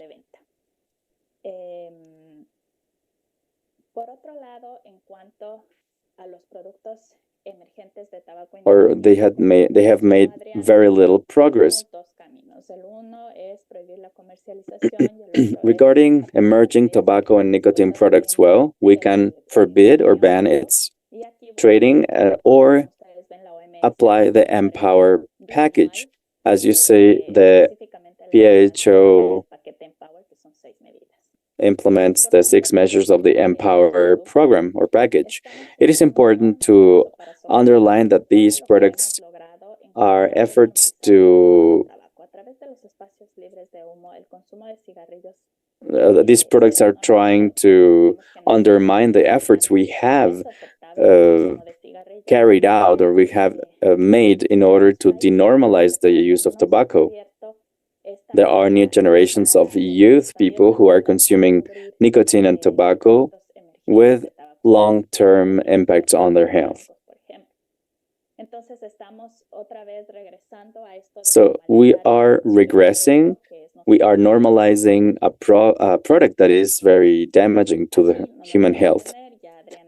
Well, I am not going to take any time here. Adriana already explained the decisions that have been made in the framework of the conference of the party among the states that are party to the framework convention. This is the overview, this is the landscape in our region. Adriana mentioned that some of the countries that forbid both e-cigarettes and, well, with and without nicotine, 8 countries in a region forbid them. Then out of these 8 countries, 5 countries forbid heated tobacco products. We have 13 member states which are one way or the other regulating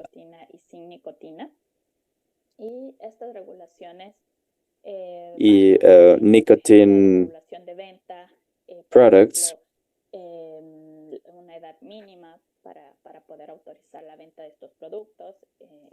For instance, there is a minimum age to buy these products, also limiting their use, which means smoking out of smoke-free spaces, and also the way people can acquire them, whether it's online or in any other places.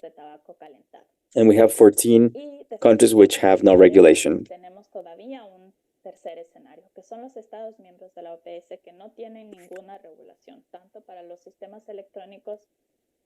These countries have no regulation for electronic systems. With and without nicotine, we have 14 member states with no regulation. And we have 10 member states without any kind of regulation for heated tobacco. When it comes to tax policies and tax collection through these products, well, as a matter of fact, the 8 countries in which these countries are forbidden have no policy or no tax policy, but we have 7 countries in which these products can be sold where these products are applied certain taxes. We have Canada, Costa Rica, and Ecuador, which apply taxes to e-cigarettes and also heated tobacco products. And also Colombia, US, Paraguay, and Peru, which apply these taxes only for heated tobacco products.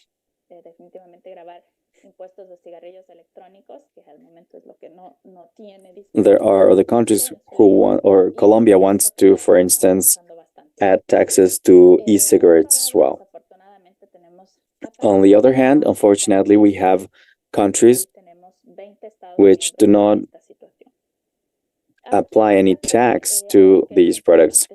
We have to underline something important, and as the Director General of WHO said, nicotine is highly addictive. The electronic systems for using nicotine are damaging and should be better regulated. If we do not ban them, governments should adopt adequate policies that protect the population against the damage of these electronic products, especially the damage to vulnerable groups. Why do we talk about vulnerable groups? Well, because these new products, as we said, well, new in quotation marks, because they use old strategies. We know that the tobacco industry and the electronic systems use exactly the same messages that the tobacco industry used in the past and the same marketing strategy that have been used for traditional and conventional products. These try to capture young people and adolescents. So the tobacco industry wants new consumers, so they cannot be part of the solution. And without regulation, there are no tools to control the impact of emerging products. And this means that we are opening the doors without restrictions to a new product that will be traded without any kind of restriction, and it can reach anyone, mainly children.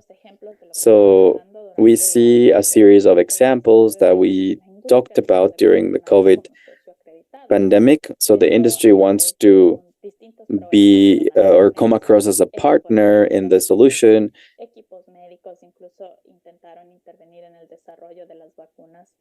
They tried to intervene in the development of vaccines in Canada, which is very alarming.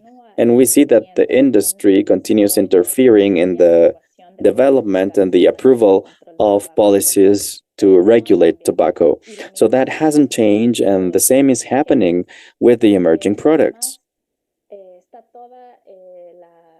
In addition to that, we have all the advertising and the need to promote their brands and social media. And when we talk about social media, we talk about young population groups, children, boys and girls. However, as you mentioned before, we have specific mandates regarding the measures that governments should take in order to counter the power of the tobacco industry. We have Article 5.3 of CMCT, which talks about the need for the parties to act in a way that protects the policies against the interests of the market and the tobacco industry. And also, when it comes to the protocol for the elimination of the illegal trading of tobacco products, we have Articles 4 and 8, which are based on Article 5.3 from the Framework Convention of WHO, which says that they also have the intention to protect the observance of the obligations. And these are some of the recommendations that are also included in the guidelines in Article 5.3. This is public information that you can find on the website of the Secretary of the Framework Convention. And, well, these respond to the global consensus as regards advancing on tobacco control policies, because they have been approved in the context of the Conference of the Parties, and they are also evidence-based. On the other hand, it is important to underline that within the regional strategy from 2022, now we're working on a new strategy from 2025 to 2030, which we expect that PAHO member states to approve. Well, it had need to strengthen the capacity of member states on public policy in order to counter the interference of the industry. we see a summary here of the progress made. And when we talked about the measures and policies that can be adopted by member states, we talk about member states having at least one specific measure related to identifying and managing conflicts of interest among public employees when it comes to tobacco control. And we see that up to 2022, we identified that 20 member states have a specific measure for that. It is important to underline that this was the only goal that was achieved of the regional strategy. However, it is important to underline that having regulations cannot guarantee that the obligations are observed, all the obligations from Article 5.3, that these have been implemented by the member states. This is only a sign that we have seen progress in the region, but we are yet to work on this. Some of the challenges we can stand out are that we are moving towards a smoke-free America. The WHO member states approved a resolution in 2001 in order to have a smoke-free American continent. In 2020, we could celebrate that one of the sub-regions in the Americas, that is South America, managed to be 100% smoke-free. What does it mean? That all the member states from this sub-region adopted smoke-free spaces in public spaces, in workplaces, and in public transport. And another important piece of information is that out of the member states, we have 24 member states and 15 include e-cigarettes in their measure. That is to say, out of these 24 countries where you cannot smoke in a closed space, in 15 of them, you cannot use e-cigarettes either. Something that motivates us is the progress we have seen and the sustainability in terms of taxes. It is important to consider that only 4 countries have increased taxes beyond 75% of the price of the product. We have made progress in other countries. For instance, you can see in this graph that there are countries in red, some of them are in orange, some in yellow, and some in green. So here you can see that we are managing that some countries, change or move from one category to the other. We have more yellow now than back in 2015 and 18. So when it comes to the strategy that we mentioned leading up to 2022, 3 of the indicators where we saw greatest progress, also in connection with the goals, 2 of them relate to taxes, as you can see in the graph on the right. And another important point is that we have a series of lessons learned in terms of tax policy regarding tobacco products. And this is also a means to reduce the accessibility of these products and also to reduce the severity of some products, other products. We see that many measures are applied also. Many of these measures are applied for sugar-based products.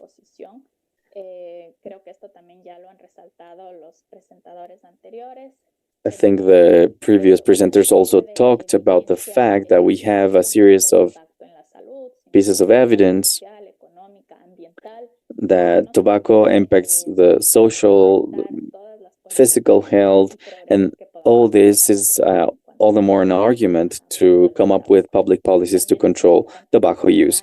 It is also important to mention that there is evidence showing how taxing tobacco can generate additional income that could be earmarked for strengthening health and social well-being programs that will ultimately benefit the lives of people. It is also important to mention that while having this diversity and scientific evidence, we have multidiscipline evidence, and this is necessary to promote coherence among health policies and other policies such as trade, economy, etc.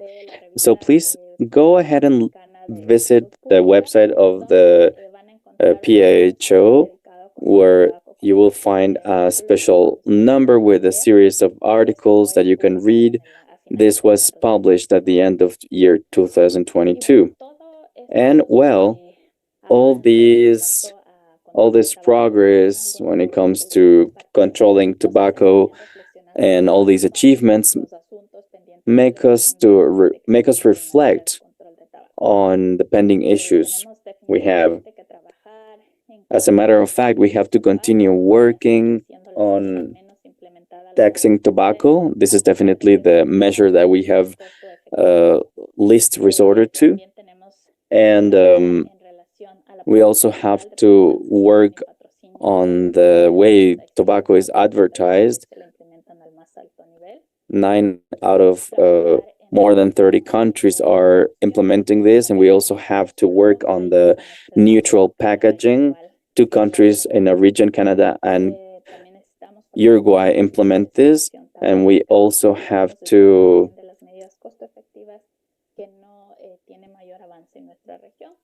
make a series of measures, also work, especially in the member states, especially those who do not have any regulation on e-cigarettes, to work hand in hand with them, and also ratify the protocol for the elimination of the illegal trading of tobacco products, and also strengthen the identification and conflict of interest management among government officials who are responsible for tobacco policies, and also think of the target we had established since 2001 to achieve a whole region that is smoke-free, and then we managed to have a full region with graphic health-related warnings. As Andrea and my colleagues mentioned, in order to advance all these measures, we need a multi-sectoral approach and one that is free of conflict of interest. Some final reflections, something we shared since last year when the report was presented for the regional strategy, is that the significant progress in terms of the regulatory frameworks that control the use and trading of tobacco-related products in a region is a clear example of the fact that these health measures require multi-sectoral consensus and multidiscipline evidence, which is economic, legal, and political, and these are viable. Dr. Jarbas Barbosa, Director of PAHO, has been promoting in PAHO members that it is very important to recognize this progress, but of course there's still a lot to do. Francisco also mentioned that WHO has announced that in May 31st, we will be focusing on the protecting children from tobacco industry influence and interference. Finally, this is an invitation to visit our website. If you go to our website, PAHO website, and you go to themes or topics, you will find all of this information related to tobacco control, healthy tax, and the economy in ENT, and further information. Thank you very much for your attention. Thank you very much, Dr. Ceron, for this interesting presentation. Quite comprehensive. This really shows us that even though it is true that the relationship between tobacco and public health has had successful, if you will, development, the work is not finished. And this is the situation right now. There are new techniques, new devices, new situations, which the same as happens with the bacterial resistance, it seems to be the case that there is still a possibility of interference with the control measures. And this is definitely a wake-up call. As Adriana was saying, how to not repeat the errors that happened before. So, Juan Carlos, are there any questions?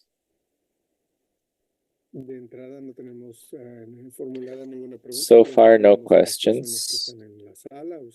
But we can invite people in the room to use the Q&A icon for any questions and comments. Thank you very much, Dr. Diana, for your presentation. We've heard before on the interest from treatment centers in various countries when we visit them. And it is very common for these institutions to express their interest about not lowering our guard, and how do we sometimes, with our attitude and with our attitude towards consumption, we promote and increase even the consumption of these or other drugs. In many sections, it is understood that tobacco is one of the substances that is allowed, and this, of course, provides access to these people to other substances. For example, if this person is struggling with cocaine or other drugs, if they want to go and smoke some cigarettes, they can do it. So this is an idea that is very well accepted in general and very widespread. So it would be great if you could talk to that effect as well, if there's any measures around that in terms of the presence of tobacco in comorbidity. People that are struggling with other circumstances, we understand that many of the reports do not show the specific data.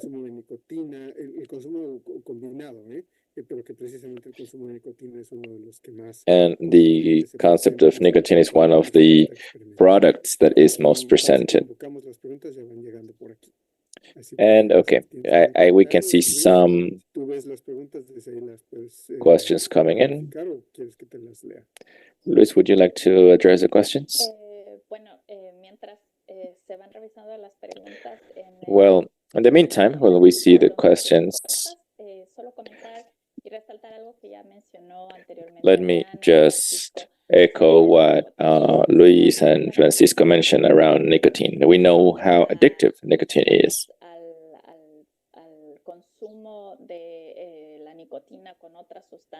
In terms of nicotine consumed alongside other substances, I believe that instead of discussing which substance is less harmful or more harmful, the example that you were talking about, Jose Luis, about being nicotine preferred in this way, we just need to agree on the fact that we are talking about a substance that is addictive, that has a health impact, and that there is a very big amount of scientific evidence that backs this up.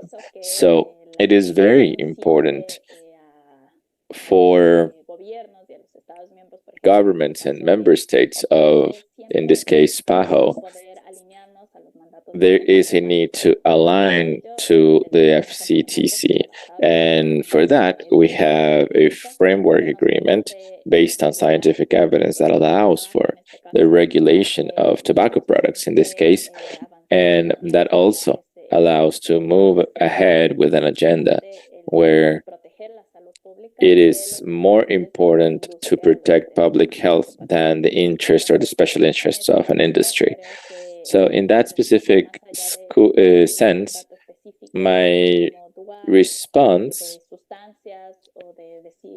instead of this saying, okay, this is good, this is bad, to do this in a treatment space or something like that, the important thing for me is to remember what I just mentioned, the addictive nature of nicotine, the impact on health, the impact on society and the environment that requires an action by the governments. And there's an urgent call in this case to continue working on these electronic systems for nicotine consumption. As we've seen this morning, these devices are not used only for nicotine products, but other substances as well.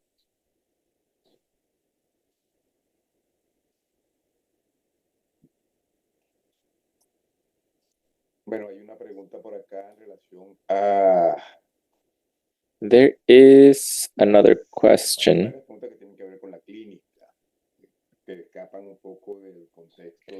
regarding these environmental aspect rather than particular interventions around treatment. For example, the use of bupropion, or there's one question that caught my eye here related to the banning of tobacco products in treatment centers. I understand that these are psychoactive substance treatment centers, but this could actually be extended to, for example, psychiatric wards or psychiatric institutions, where up to very recently there was no tobacco control policies for patients. So perhaps the only case in which a health institution actually bans cigarettes is in this type of institutions. But what is Pajo's opinion on that? Sure. So as Luis mentioned, this could be a presentation all by itself. However, in terms of the policies and the implementation of high-level policies of the OG measures, it is not only about the availability of tobacco products that have certain costs by the government. It also takes into account other services, for example,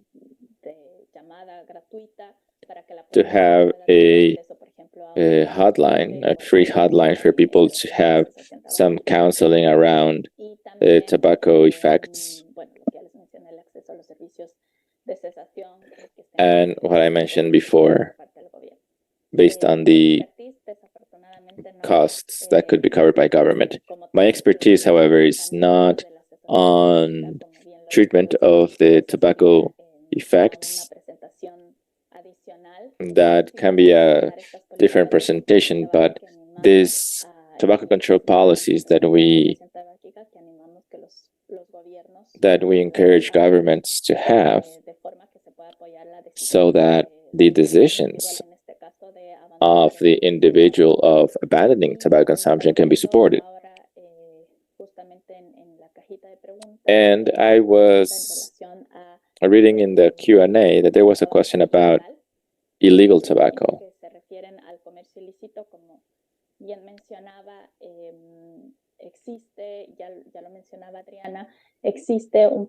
Adriana mentioned this before, that there is a protocol for the elimination of illegal trade of tobacco products. And this is a protocol that refers to COP15 around illegal trade of tobacco. And what I can say about the amount and the measures that can be taken in relation to that is that there are a lot of studies that have been published recently around this. And the most important thing to emphasize here is that the data that the industry is using for policies around tobacco products, these are data that have been inflated in many ways. That is to say, the evidence of those products that are free of conflict of interest have I agree that the data from the industry are higher than what they have been able to introduce. And this is something important to consider when we talk about public policy. And after that, as Adriana mentioned, as part of the protocol, there are a series of measures organized around how to tackle illegal trade. Many of these cases are related to licenses, for example, for the sale of those products. Other measures are related to the traceability of these products based on, for example, a tracking process of supply chains in such a way that this can be controlled to support member states to recover what the industry evades in terms of tax payments when they are in this illegal trade situation. Another point is that based on these relationships, there is a responsibility by the industry to show that they are in a situation in which they are not paying these taxes, because based on the follow-up that has been made around where these products are being produced and where they end up, there is a responsibility by the industry that they produce much more than what they need. For example, if in the country where they produce or where they export, they do it based on a market study, analyzing the market demand, there are some products that go beyond that, and those products need to reach certain areas, right? So they reach these markets illegally, evading tax payments that should be there if they exported or imported this product. So there is a lot of evidence, and this again could be another presentation around this. There's a lot of evidence based on the website that we have as well that you can have available. Okay, any other question right there in the Q&A?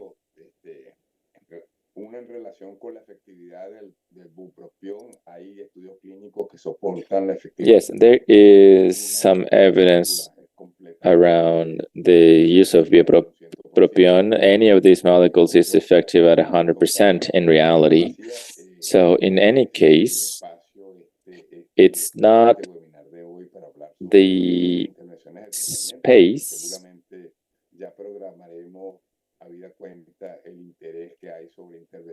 and the interest that we have in terms of a treatment to this type of patients. So Jose Luis, now I will pass the floor back to you to wrap up the session.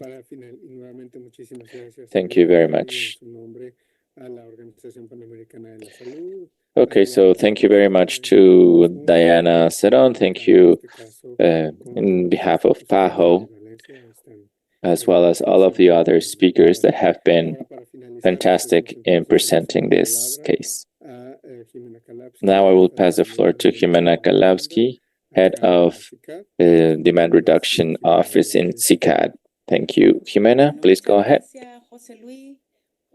Thank you very much, Jose Luis. I would like to show my appreciation to Valencia, who has supported this type of webinars for a while. Every webinar is better in the way that I see it. So I believe that this has been a very, very important space to continue and protect, because this allows us to look in depth what we cannot achieve in other forums.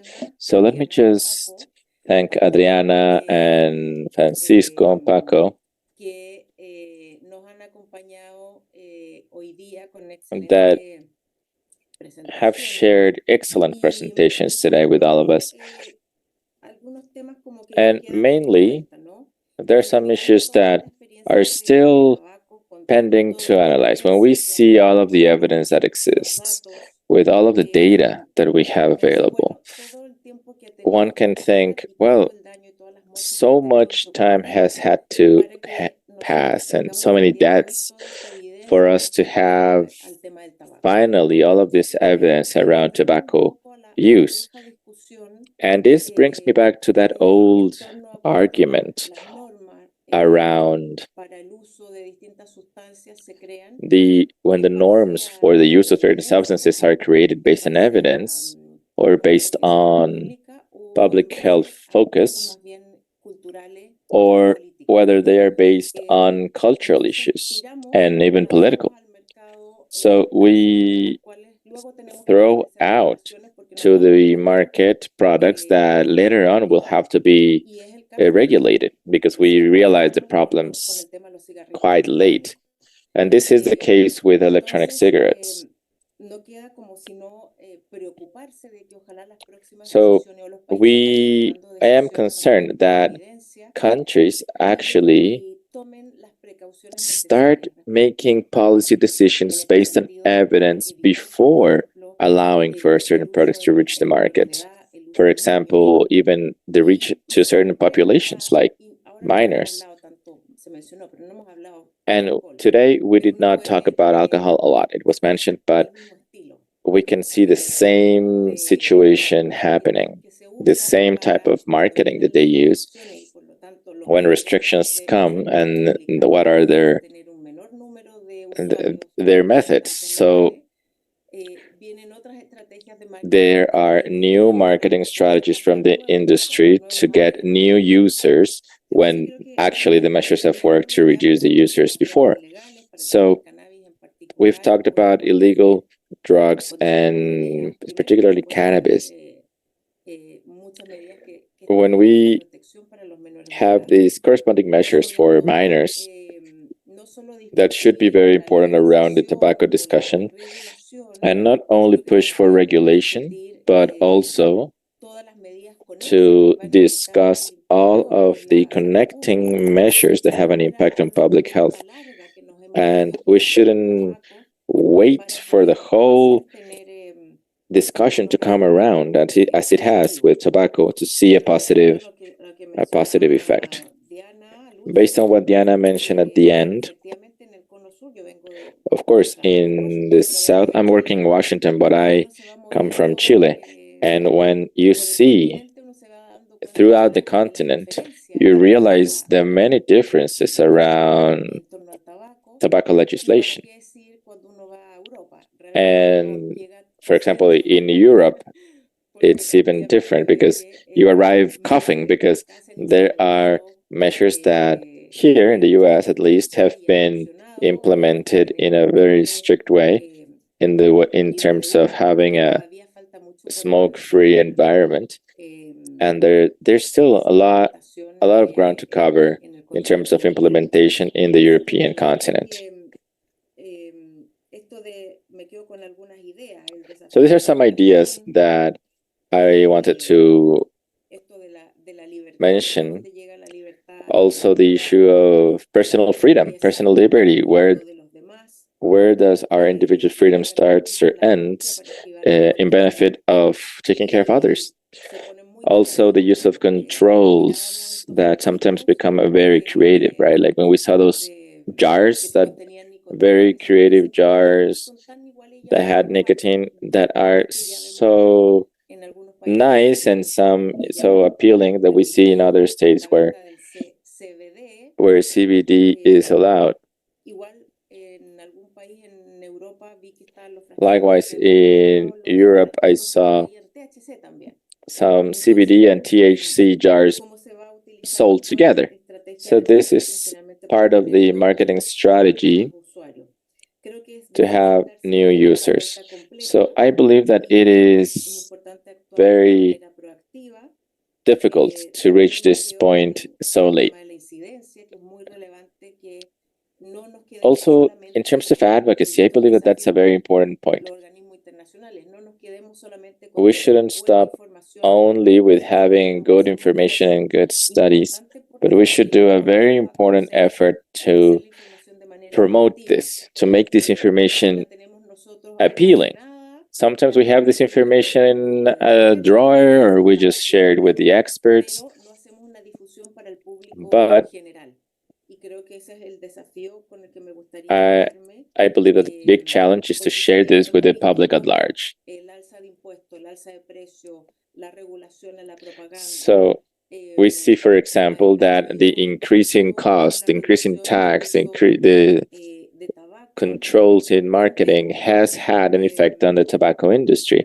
And we see how common people now know what are the damages linked to the consumption of tobacco. However, with alcohol and illegal drugs, the damage and the risk and the harm are, in many cases, quite unknown. For example, the relationship between alcohol and cancer. People don't know this, perhaps because we haven't insisted with some labeling strategies, but there is a very big pending effort around educating the public around these harms. So once again, thank you so much to Adriana, Diana, Paco, Pascual,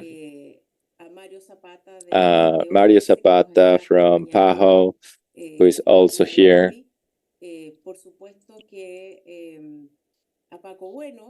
Of course, Paco Bueno, thank you very much for being here. Juan Carlos Valderrama, Jose Luis Vázquez, who have been behind the scenes organizing and managing, and you have been an excellent host. Luis Alfonso as well. Thank you very much for all of your comments today, and to the whole team that have been there so that this webinar is possible.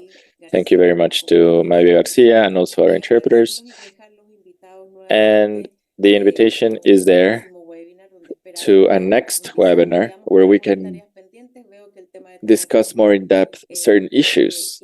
I can see that the tobacco industry and this tobacco addiction is a topic that generates a lot of interest. This is something that goes, of course, more falls more under PAHO, but with the support of PAHO, we can definitely talk about this, because something that Jose Luis mentioned before is that in drug treatment centers, the tobacco issue is not necessarily addressed. And this is a practice, common practice. There is no evidence for that measure. So I believe that these are very necessary issues to discuss that I hope we can address in future webinars. I hope that you have an excellent rest of your day, and good night to all of you at the other side of the world. And we will see each other very shortly in future webinars. Thank you for your participation. Have a great day, everyone.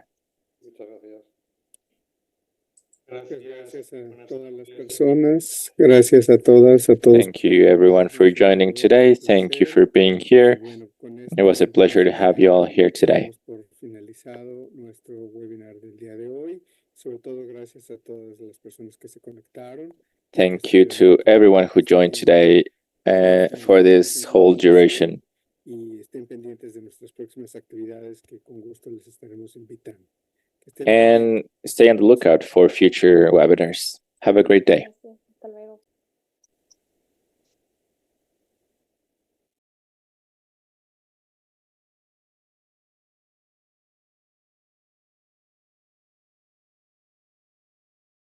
Recordings